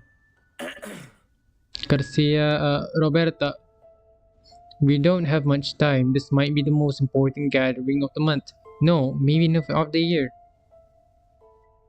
You're right, Garcia. At this moment, nothing is more important than the salon the idealist has so carefully prepared. You should focus on sorting out those manuscripts first. Pardon the interruption, but might I ask? Why your organization is called La Sociedad de Poetas de las Americas? I assume it is simply due to the geography. Don't worry, Senora.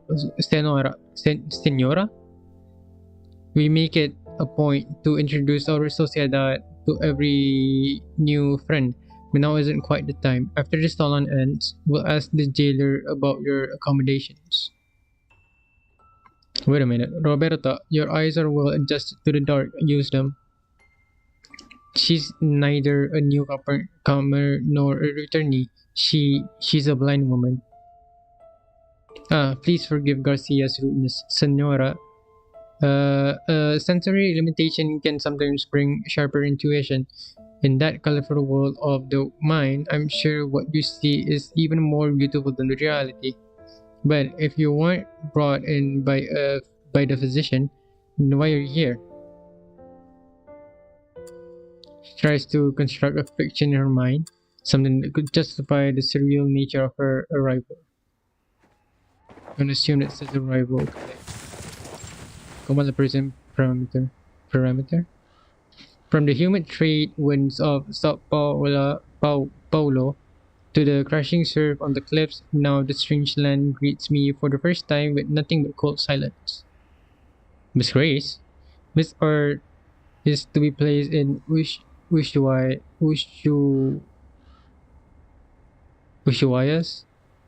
Kamala prison. She is not to be treated as an ordinary inmate. Huh. In the words of the preacher, which is, forget me now if I'm not mistaken, I could be wrong. You are our honored guest, Miss Earth. I've come to learn the name of this land. Ushuaia. From that young lady's retelling, it lies at the southernmost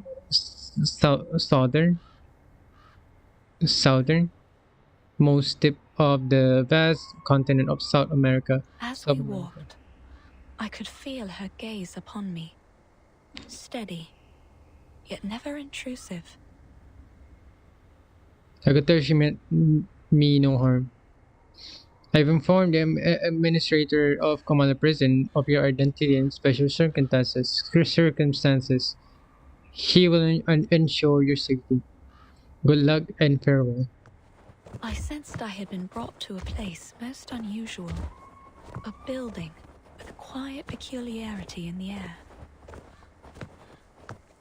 Two attendants followed close behind me, some form of liquid dripping from their faces. I suppose I must claim a little freedom for myself in this place. I thought the darkness was a blessing. It wasn't too difficult to shade them off. I'm sorry for your undue trouble, my diligent friends.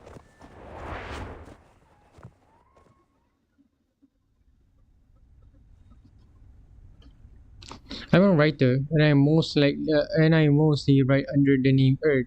I'm here for a short visit, hoping to find some inspiration for my next story. What roll? Chill. Story. I'm afraid I don't know of this physician you mentioned. Why was there I'm confused. See, Garcia, this lady is a writer, a good soul. You almost made us miss out on a meeting on meeting a kindred spirit. Come, I'm sure you'll fall in love with our salon. This has nothing to do with me. It's dark in here, but I suppose you've already grown used to walking in the dark. Sorry, I mean no offense.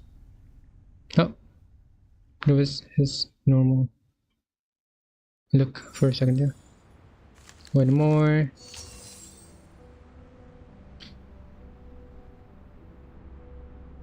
Let me check how long has it been.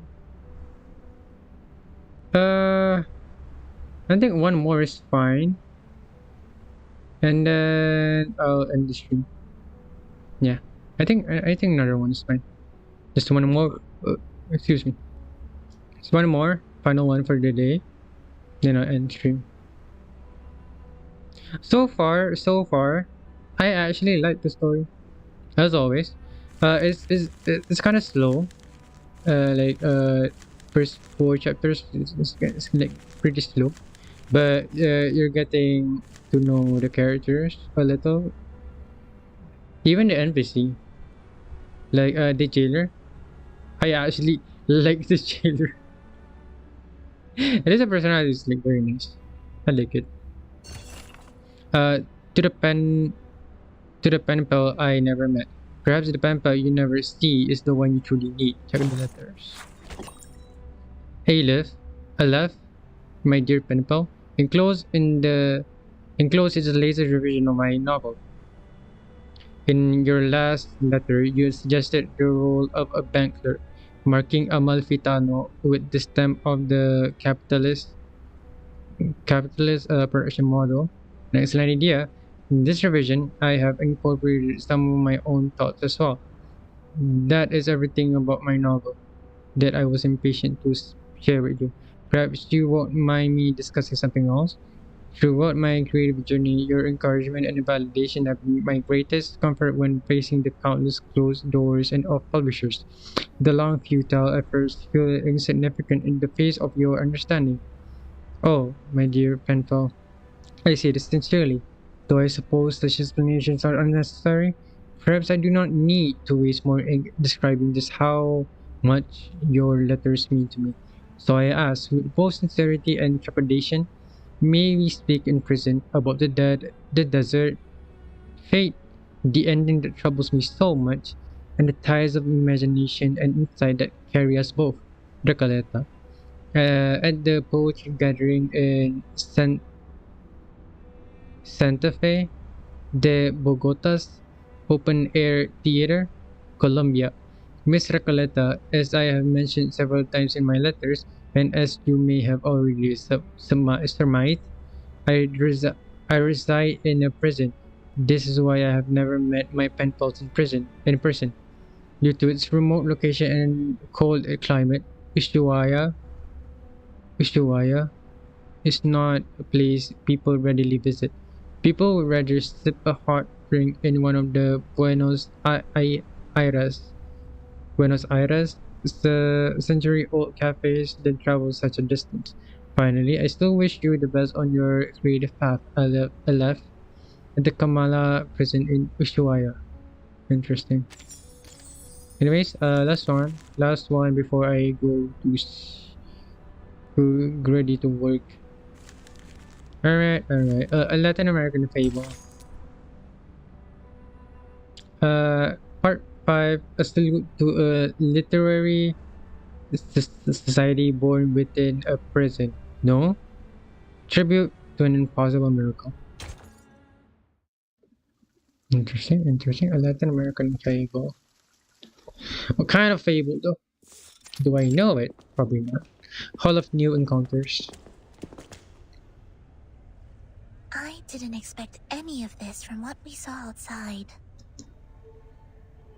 A tower inside the building? I mean, I went to. The mottled yet pristine walls, the still waters, and the silent white tower standing within the labyrinth. Nearby, several prisoners from form a circle, some standing, some sitting, engaged in conversation.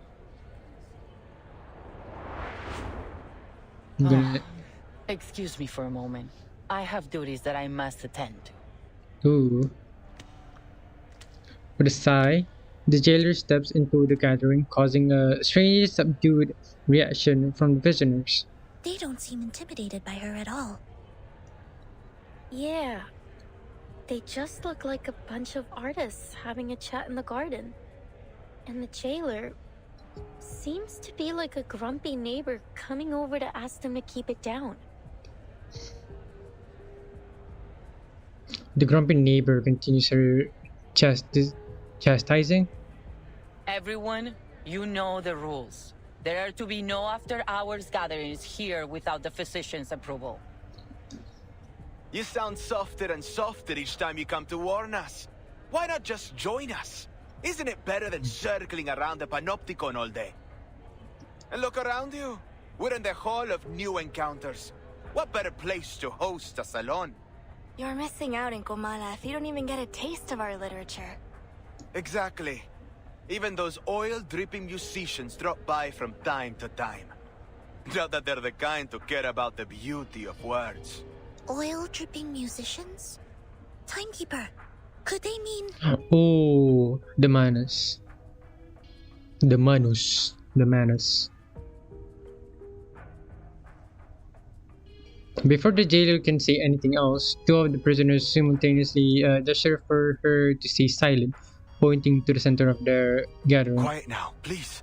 The Adiles Salon is about to start. Did it glitch for a second there? It's still glitching, never mind. These people seem friendly enough.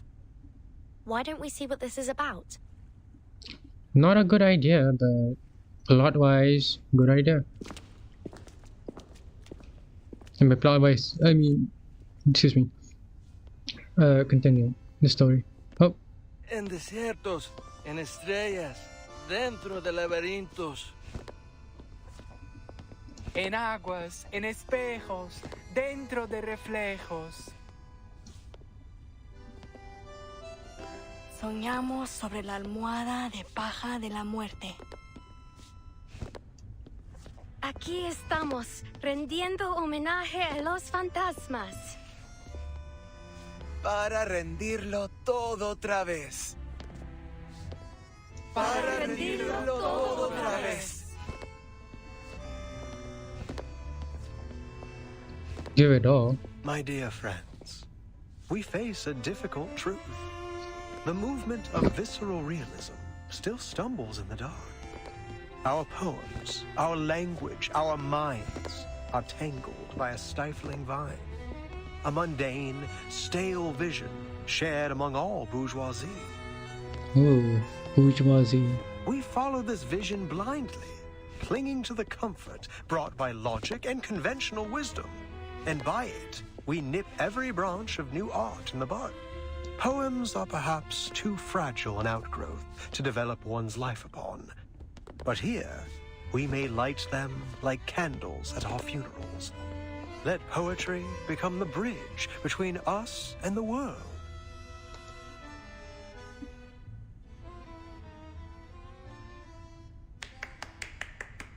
Oh, who's that?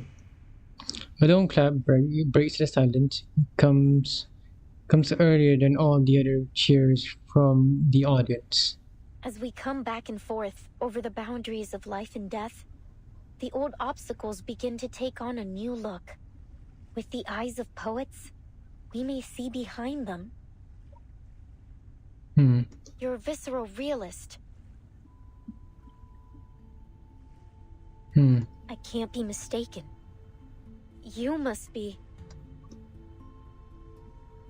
The idealist's eyes pierces through the grove of literary enthusiasts, reaching a distant and drifting new world. A lonely cowboy. Oh. Finally home. What a wonder. That's supposed to be a tie. It looks like a tie, right? I'm not tripping. I'm not only tripping here. That actually looks like a tie, right? There's written stuff here. Interesting. You're in time. The salon has just begun. And La Sociedad de Poetas de las Americas isn't like those salons that care more about who's invited than the art. All are welcome here. A literary salon in a prison? Though, so far it seems to have more dancing than poems. Did you understand what that man just said? No, sorry, Timekeeper. I need a moment to think it through. Don't worry, Sonato. I would guess we're not the only ones who are confused here. True. Miss Jailer, is this that peculiarity about Kamala you mentioned earlier?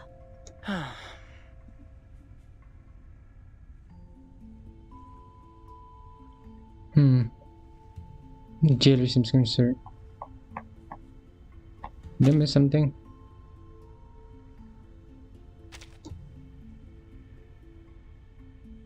Enough, idealist. You're still an inmate here, and you are walking a very fine line right now. Oh, I'm quite aware of where I am and what lines I tread. This is a prison. The safest place for poets in this part of the continent. One cannot be arrested twice, after all.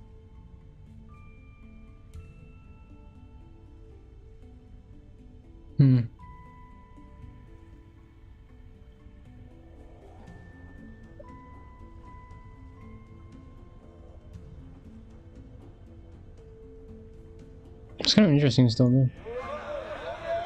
The man's words draw laughter from the other prisoners as they turn to discuss the speech with Simon. But please, don't trouble yourself with our little farce. What harm could a few poets possibly do? Feeble poet, imagine.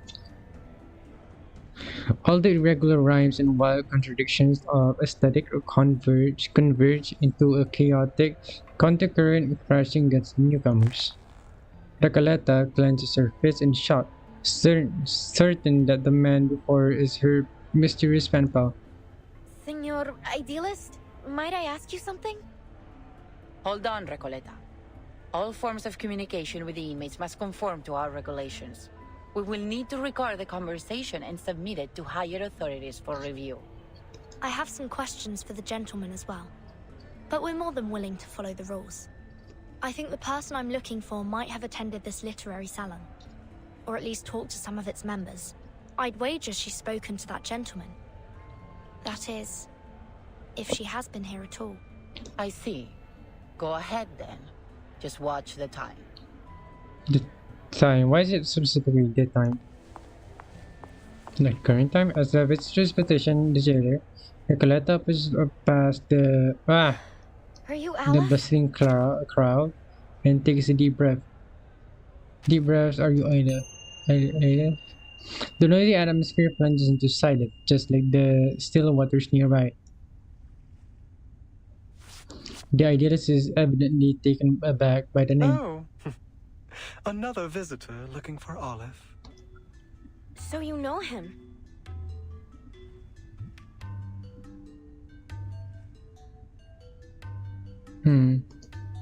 Naturally, but I'm not obliged to speak of him to one who does not, stranger. The salon host is non-committal, turning towards Recoleta's companions. And you, young lady in the hat, are you here for Aleph as well? What a lively day this is. No, I'm looking for a blind woman. Her name is Doris. Oh? Ah, yes. I remember. Her writing was impeccable, like an exquisite crocodile skin handbag in a shop window. Elegant, yet condescending. Do you know where she is now? I'm not able to keep track of every inmate here, miss. Perhaps you should ask those who have seen everything from above, through the glass, where the scrutinizing eyes of power look down on us. Eyes? Eyes? Higher ups? The higher ups, question mark? Or like other jailers. He scans the prison hall, the walls, the great tower, and the pole remain unchanged. Nothing appears amiss. All the prisoners present nod in agreement, prompting a wary sigh from the jailer. Have you taken your medicine today, idealist? Straight up. Taking your meds, bro? I'm feeling marvelous. Today I require no help from them. Ooh, that's not good. I've warned you. Probably. It's unwise to act against the physician's orders. Act against him?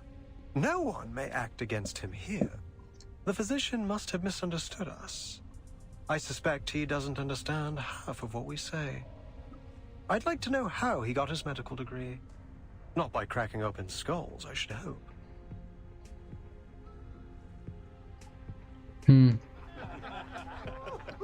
The prisoners exchange knowing smiles.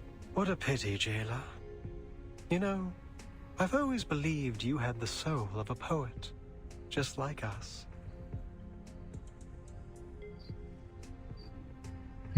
We've already spoken enough rebellious thoughts outside of Komala. How else do you think we ended up in your nut house? We've been here far too long. Long after the junta was removed from office. After our home became a deserted wasteland in the aftermath of the Latin American boom. What are you getting at?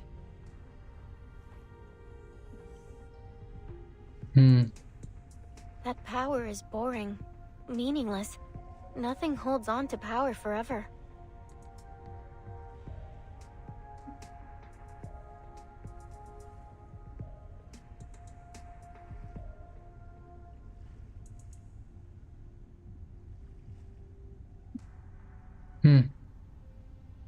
And the one true connection we have to life is poetry. See, jailer? Even an outsider understands our ideas better than you. It's time to open your eyes to reality.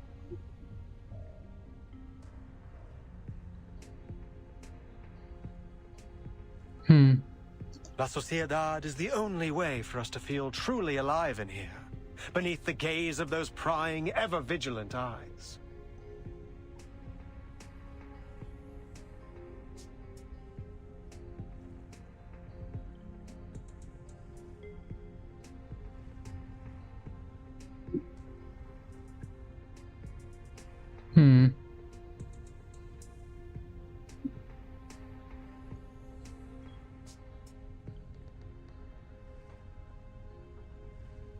It's kind of interesting when I think about it.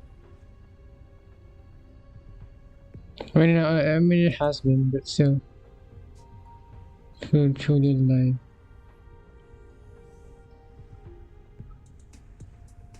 I really want to know who specifically.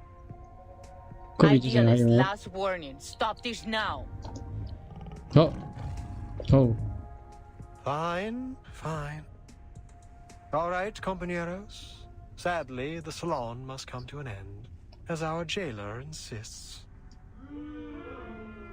The crowd murmurs and grumbles as they begin to disperse. Dear friends, I do not mean to abuse the power of suspense. I sincerely invite you to come with me to the heart of La Sociedad de Poetas de las Americas. Perhaps you'll find the person you look for there.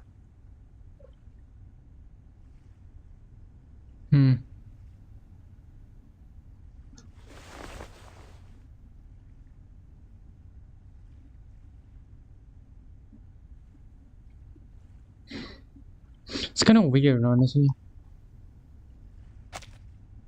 But it's interesting. It's too interesting for me to look away. Pressing look here. The man strikes a gesture somehow equally comedic and solemn. We'd love to. Only if that's okay with you, Miss Jailer. I suppose that's all right. You're already here. We can call it part of your tour, but please, ladies, take none of their rumblings seriously. Thank you, jailer. Please, follow me.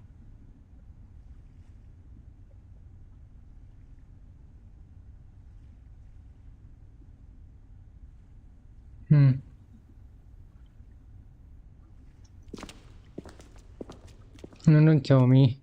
I'm the jailer. Oh. Counter. Encounter. Fight. Party in the sky and No, on the air. This isn't the way to the gallery. It isn't the usual way. It's a shortcut. We call it the Reptilian Complex and Primal Hunger route. Much faster than the limbic system and postmodern anxiety route, let me tell you.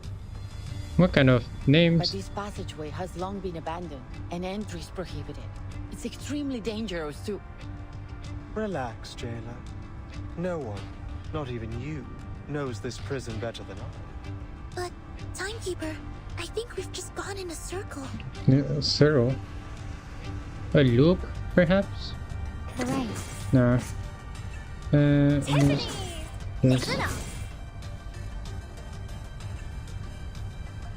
This? Woohoo! Take off!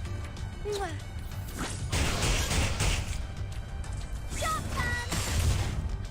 Sending down signals from above. Cartier! Tiffany! Cartier!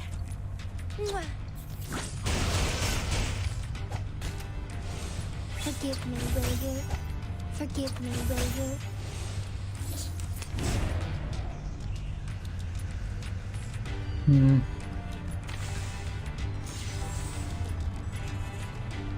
Tiffany, listen up! Woohoo! Take off! Fall in love with me. Stars light the way. Shotgun!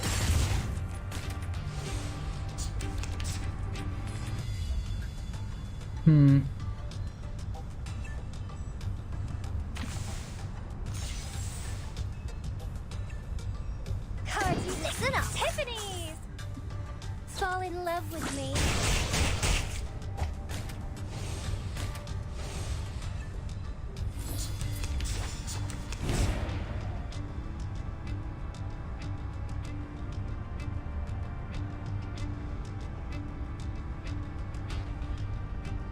To the left.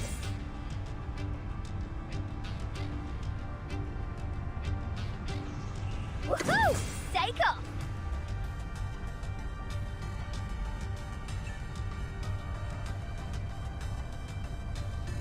Flight permission?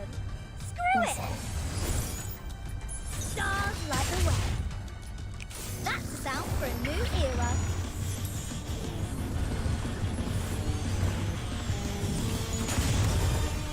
Yeah. Funky alt.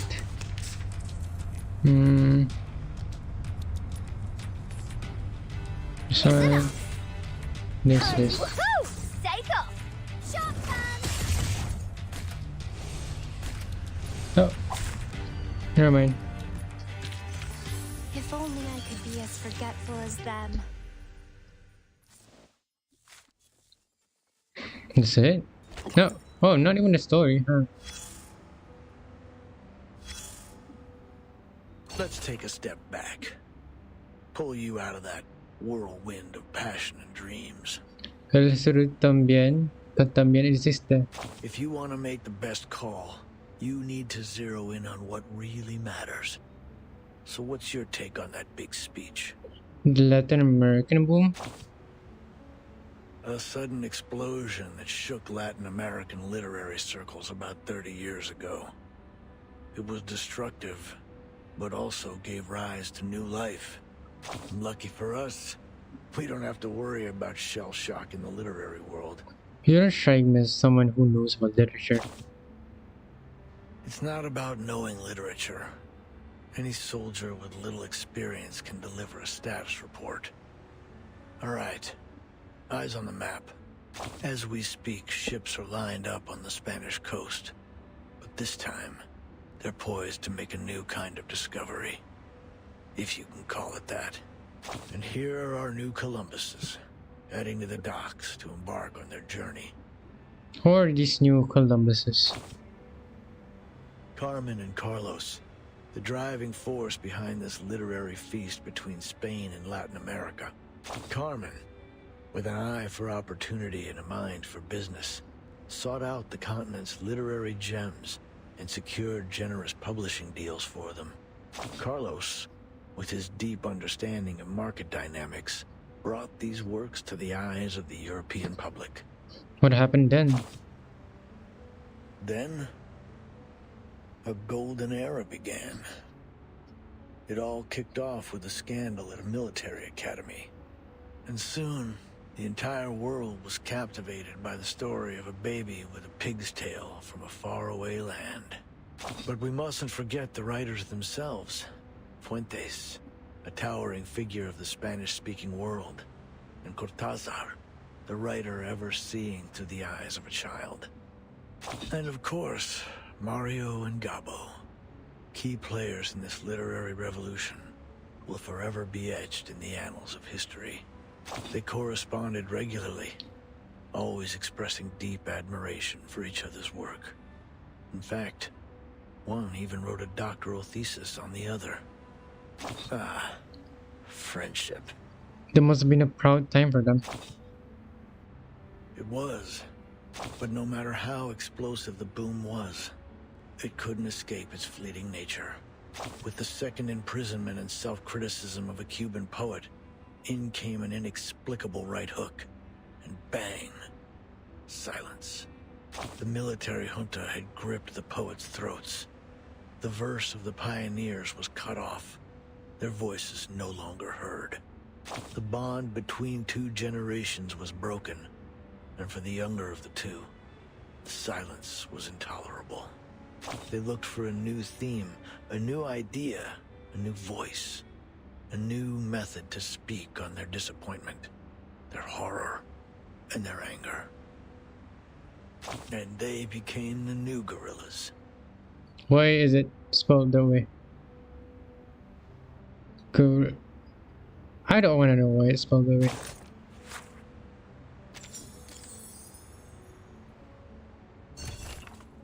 The weaving of shadows born too. Towering walls, prisoners deep in the abyss paint pictures of the sky. Enter the darkness. Going to Torres again. Hall of New Encounters. I read in an article once that you Chileans don't like Baroque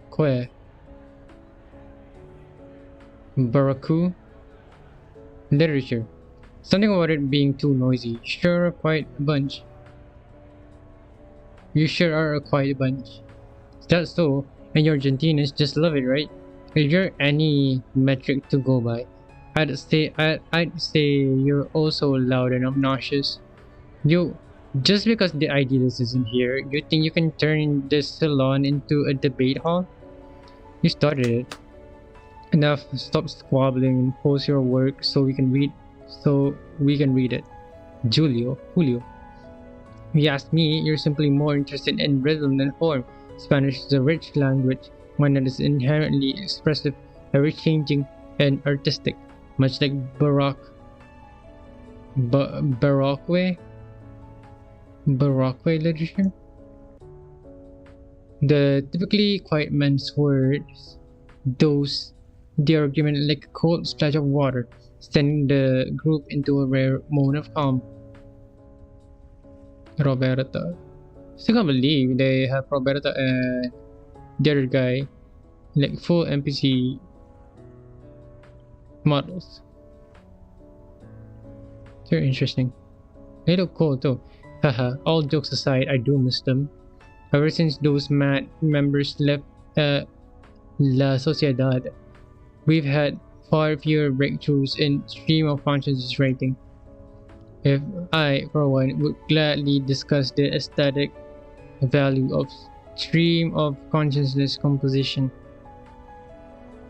As the new topic surfaces and the inmate voices begin to rise once again. It was a most unusual literary salon, full of emotional charged statements and biased opinions. But I didn't mind it. In fact, my feelings was quite the opposite. The inmates give me an incredible feeling. Not one of them saw themselves as a prisoner stripped of their freedom. A group of literature enthusiasts coming together in an abandoned prison and collaborating to build an ideal nation. It felt as though it was the result of some kind of pact, when in reality it was clearly government-run prison. Oh. She looks cool. Everyone quiet down. I have something to announce. And a familiar voice cuts off the clacking typewriter in Dora's mind. A woman walks out from the far end of the darkness and steps into the center of the salon, stopping before the whiteboard and podium. Mr. Idealist entrusted me with hosting the literature salon. He left a letter under a stone in the corner stating that he had a personal matter to attend to. For this session, I will now announce our new research topic. Fiction's duality Our in next research reflecting topic. reality and the self. Heavy gasps, turned heads, and upward spreads through the audience. Clearly, this wasn't the topic they were expecting. She raises the letter in her hand in a gesture for silence. Like-minded fellows, aspiring writers.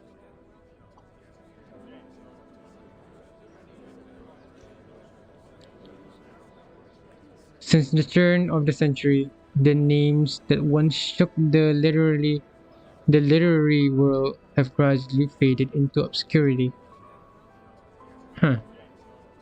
Interesting. Wrong button. Literature's been shoved aside in the world of art.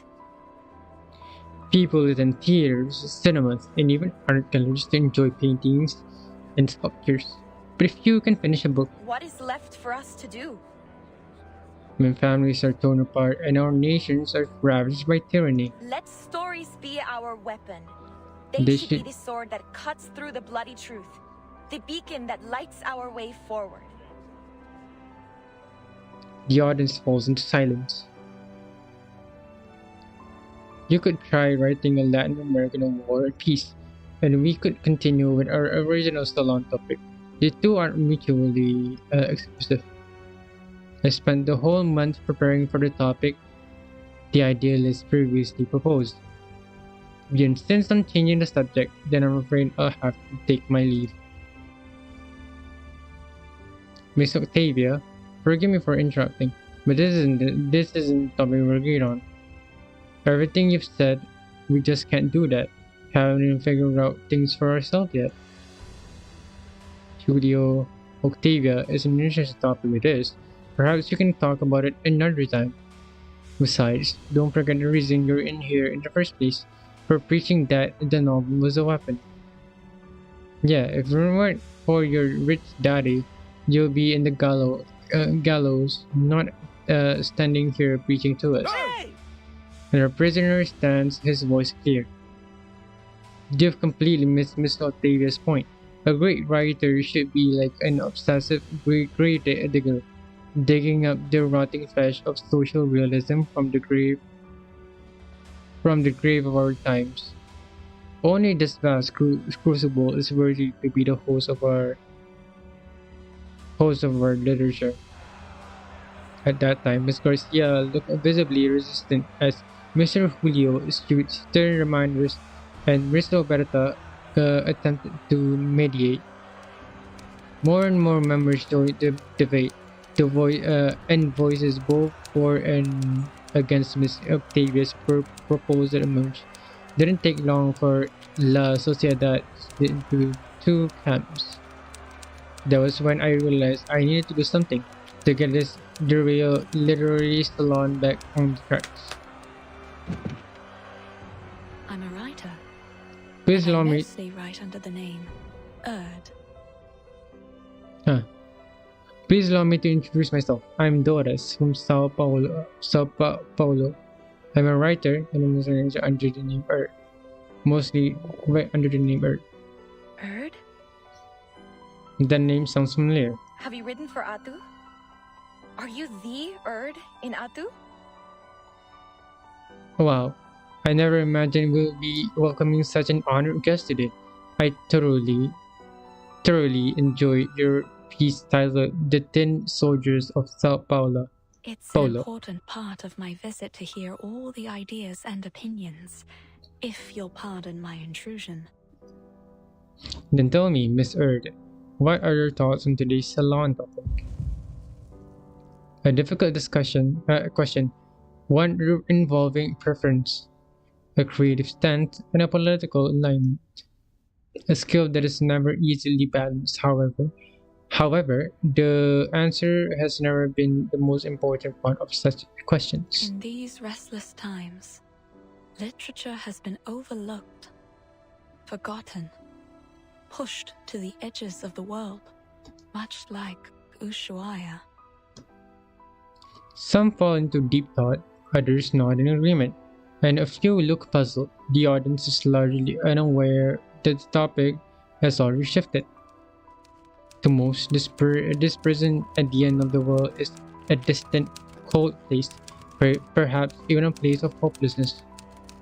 When a prisoner is first sent here, I cannot help but imagine that the first thing they feel is a stagnant pool of water and a calm, quiet despair. She seizes this chance to guide the literary salon back from the muddy trenches of ideology. She recalls a day of typing while looking out over the rivers, boats, and palm trees. Words are honest; they have no capacity to lie. I came here to gather material for my next book.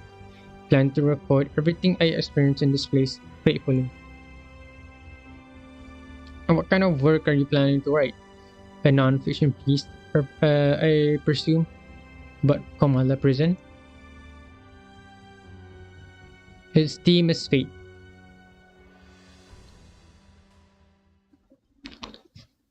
And that is it for today. Very interesting, very interesting. We claim that. Free stuff, thank you very much. And more free stuff. Oh. I'm guessing that's the one of the mission ones. Just sure, why not?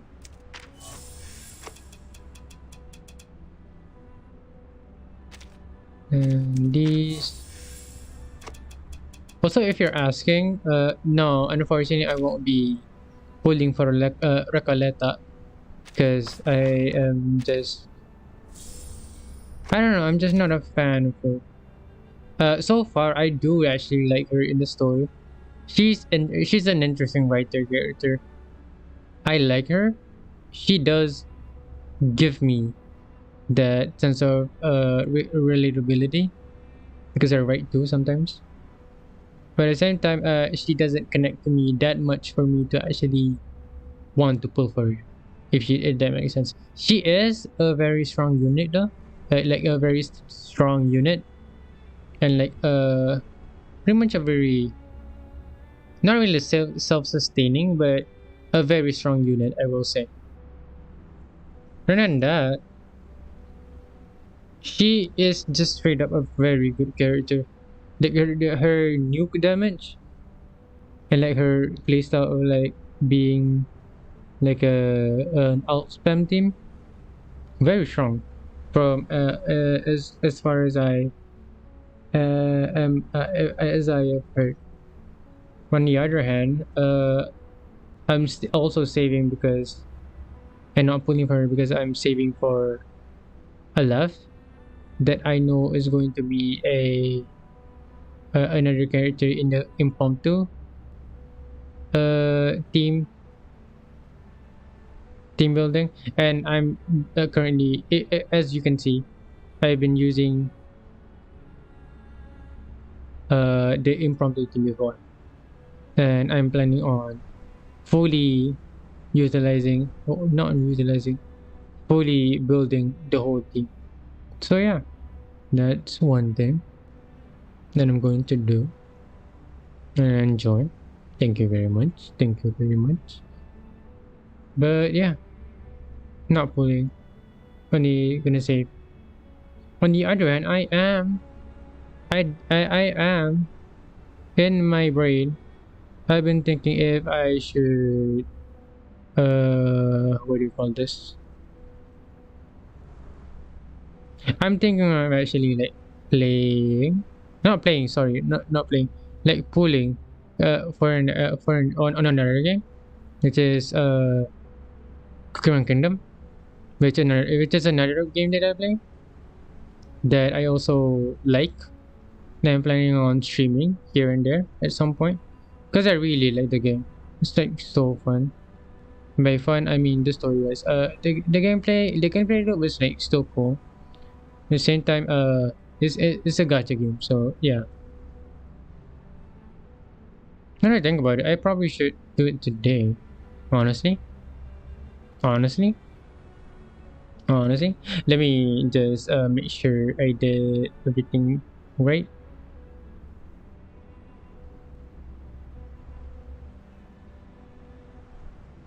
Let me edit that. Maybe not today then. Maybe not today. Maybe not today.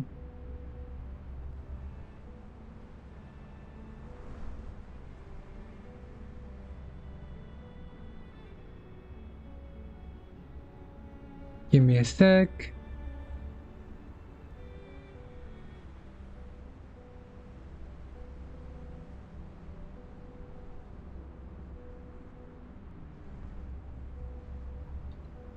Two 2.6 update.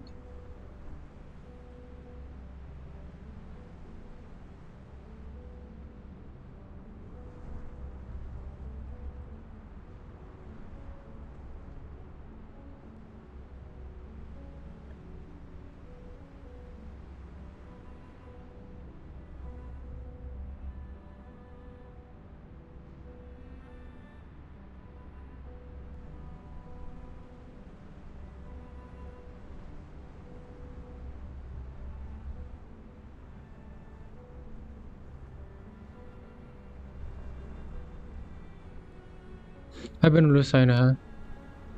So yep, and time. Imagine. Give me a sec.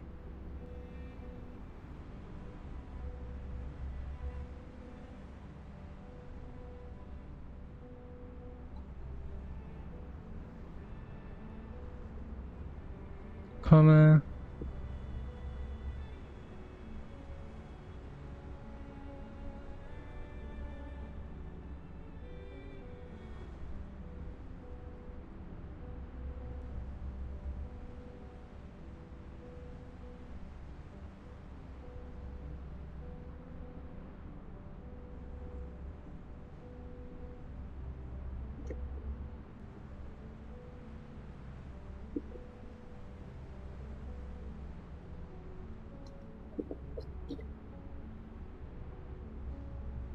Comma.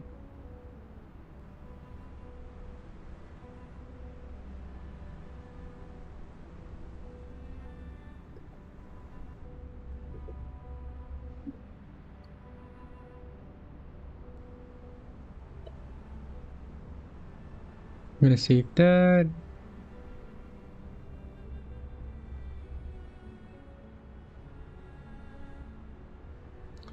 That's it. Should be fine now. Should be fine. Should be fine. Anyways, thank you very much. I don't think I'm gonna do the cooking polls today. Maybe tomorrow. Maybe tomorrow. Anyways, thank you very much. Thank you very much. I really appreciate you people watching, joining me and watching.